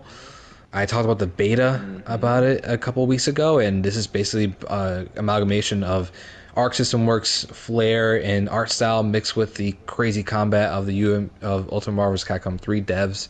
I played the beta for it and got super hyped for it. I love the characters, love the simplicity of the pulling off moves, but the also complexity of breaking down your character and really like kind of getting in the head of your opponent. I think this game is going to really catch people by surprise when it does come out. It has great online, fun characters, great character designs, and yeah, I think it's going to be a knockout. And the other last two here, River City Girls 2. I think that's River City Girls is just a phenomenal game. If you guys haven't played it, it's such a great beat 'em up game. Excellent choice. Yeah, River City Girls 2 is going to add more characters, more areas. I'm expecting the same goofy nature. Hopefully, it actually has a better ending than the first game. The first game kind of flopped on his face with the storyline, but regardless, the second game, really excited to play that through with my fiance since we both played the first game and really enjoyed that. And lastly, the Chrono Trigger JRPG inspired Sea of Stars that was announced at a Nintendo event, I believe, where it's going to have the same, more or less, kind of upgraded character and art style of Chrono Trigger, but and even the same gameplay as well, it looks like, but done in its own way and in its own modern way as well. I think, if I'm not mistaken, Yasunori Mitsuda is actually working on the music for this game, who worked on the music for Chrono Trigger as well. So I think this game is going to be really special, and as soon as I saw it, just caught my eye immediately, and I can't wait for it to come out in 2022. Hopefully it does come out in 2022, but regardless, yeah, that's on the top of my list as well. Sea of Stars. Nice. I have so like a few others that I want to shout out. Truck to Yomi. I don't know if you guys remember that one. Yeah, The black and white, like samurai game or whatever. Yeah. So definitely looking forward to that. Somerville. I think it's Xbox exclusive for now, but it's a game. I don't know if it's the same developers, but I know like some of the people working on it are like prior Playdead developers, and I love Playdead. Inside is a fantastic game. So yeah, I'm at the very least excited to see how that game turns out. I think they make really, really good stuff. And Callisto Protocol, I'm interested to see how that turns out as well. Yeah, 100%. Also, what's its name? The Dead Space remake. They said it's supposed to come out in 2022. I don't think that's gonna happen. If it comes out this year, I'm having a heart attack. If it comes out this year, that game, you have no idea if because I think that game is probably a quarter one. If that game had any hints of possibly coming out this year, which it seems like yes, that's probably number 2 after Elden Ring, wholeheartedly. Because I played Dead Space for the first time in my life last year. I had mentioned how I was going through the first, and I'm going now through the second. Dude, it is probably my favorite horror game ever. It's short. It's short enough, right? Where it might come out this year. The thing is, I don't know how hard it is to. I don't know. I don't think it's too hard to implement that same dismemberment mechanic into a more modern remake setting. I don't know how. It's not too long. It's not too long. It has some huge set pieces that I don't know if that's what might take away their time, but it's not too long. 2 is actually longer. It's like double the length, and then 3 exists. Yeah, I mean, if it comes out, that's just at the top of my list too. Because man, that first game is just immaculate. Oh yeah. 100%. And then the last 2 that I will give a shout out to, which funnily enough they both have this. They both share a word in their titles. First one is Weird West. It's by the former, I think either the founder or co-founder of Arcane. Oh, wow. So yeah, I'm excited to see because he left Arcane after Prey, I believe. So yeah, really excited to see what he's working on next. And then Evil West, I saw that too. Yeah, that third person game looks really, really damn good. So yeah, that's another one I'm really excited to see. Give me some Dark. I think it was Dark Watch, one of the PS2 games where you play as like a Van Helsing cowboy sort of character, Oh just yeah, bashing in vampires. A first-person game. yeah, That was yeah, a ton of fun. yeah. It has Yeah, that man. vibe for sure. Not a new game, but it's a remaster of an old game that I am personally really excited for. It's Life is Strange Remaster Collection, and Life is Strange is really near and dear to my heart. During the time that I played it, it was a time where a lot of identity crisis was happening, and that game really helped me like walk through that and kind of took my hand and like make me like realize a lot of things. So I'm really excited for the remaster version of it. It's supposed to look even better than how it originally did. Did they already remaster that? Life is Strange, the first, and the Storm one, the one with Chloe. Those they haven't. They're gonna bring it down in February, I believe, because they delayed it. It was gonna come out with Life is Strange True Colors, but they delayed it because they wanted to really, really polish it and make it a worthy remaster. All thanks to that Switch version. Yeah. I'm just kidding. I have no idea. Which, by the way, I'm surprised no one. Well, not surprised, but it's interesting how none of us we didn't. There's a lot of big ones. A lot of people talk about big ones. We didn't mention although they're big ones, we're not anticipating a Ghostwire, which I'm staying away at the moment until I see further. But Forspoken, there's no. No, I've hint of made my opinions known on both of those games. We know. Yeah, that's the Forspoken is looking really spooky, honestly. It's spooky and not in the good not in the good way. No. That 4-minute gameplay was absolutely, and the 4-minute gameplay that went up and went down. Grand opening, grand closing was said a lot. So I think that's one of the games that's gonna get delayed, honestly. But we'll see. That game is giving me mad flop vibes, mad. That was one of the games that that podcast I mentioned earlier said they think has the potential to be the Cyberpunk of this year.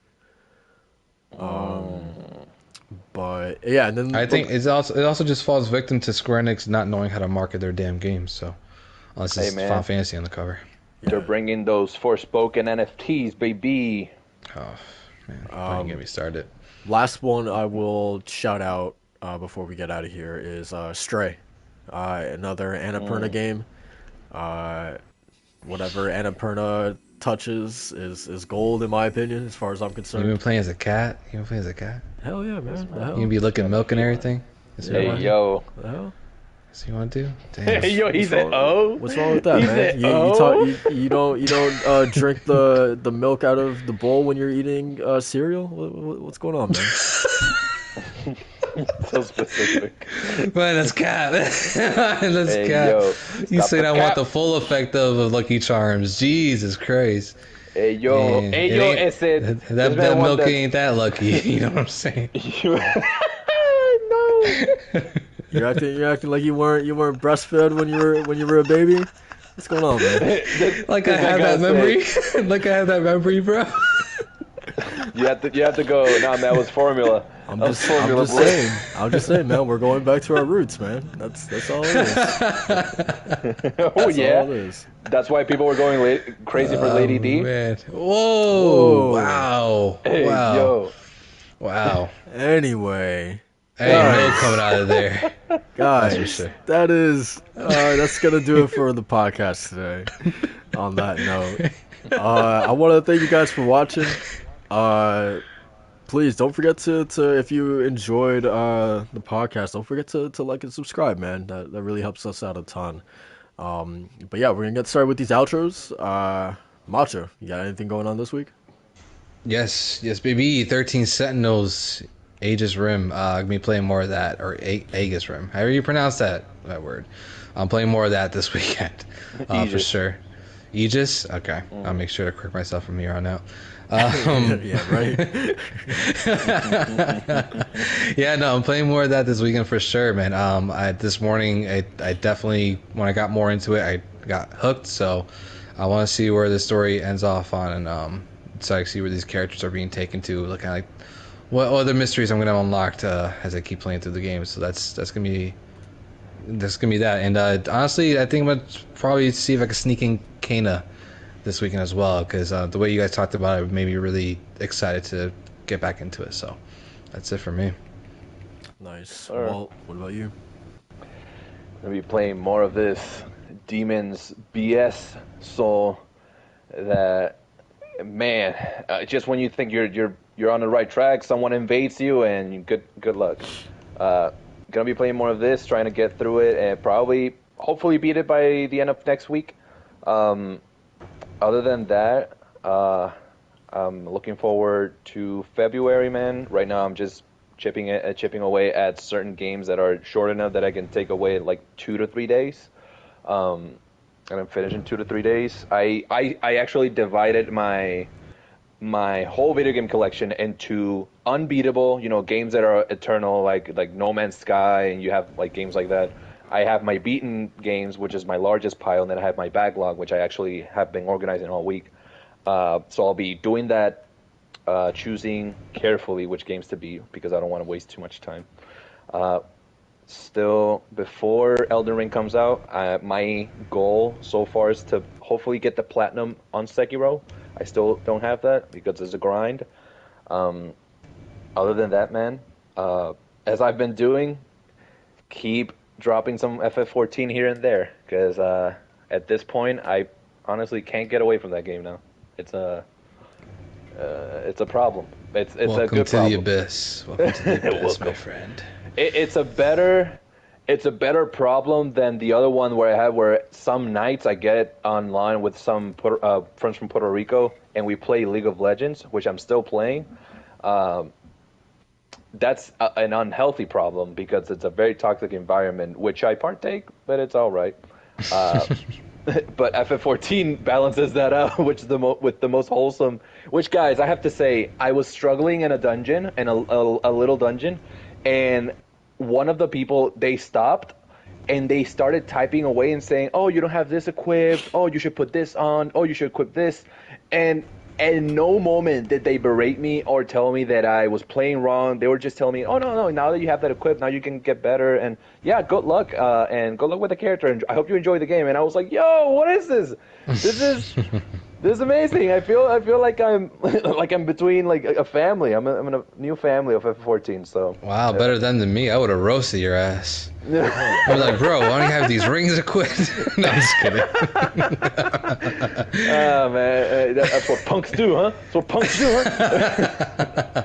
But yeah, man, wholesome vibes. 2022 is all about that wholesome and gonna focus with DSS, keeping that toxicity on a low and just cleanse this video game community one day at a time. Gotta keep it wholesome with Lady D. Exactly. All right, Martin Luther King. Hey man, it's not Monday yet. Man. So as for me, really, I guess just more Dragon Age, really, until Dying Light comes out, man. Jesus Christ! I'm like regrettably playing this game. Why did you do that to yourself? Yeah, I need to be saved. I need Dying Light to come out, man. Nah, let's play Final Fantasy VII Remake, man. You've been skipping out on that one. I'm telling you, how much is that? I don't know. Exactly. But $6 for Dying Light 2 is okay, right? All right, hey man. See, this is the pros to pre-ordering. You put $10 in there now, and then a couple days later I'll put another $10 to it. And then I get paid next week, and then we could put like $30 into it, and then by the time the February 4th comes around, I only have to pay like $20. Okay. There we go. That's the plan. It's an investment. It's an investment, man. Point has been made. Point has been made. But yeah, man, that's pretty much it for me. But yeah, once again, I want to thank you guys for watching, for tuning into the podcast. And yeah, we will catch you guys next week with whatever happens. Hopefully, no other voice actor talks about or partners up with an NFT company or something. Um, Yikes. yeah, but we'll see you guys next week. Peace out.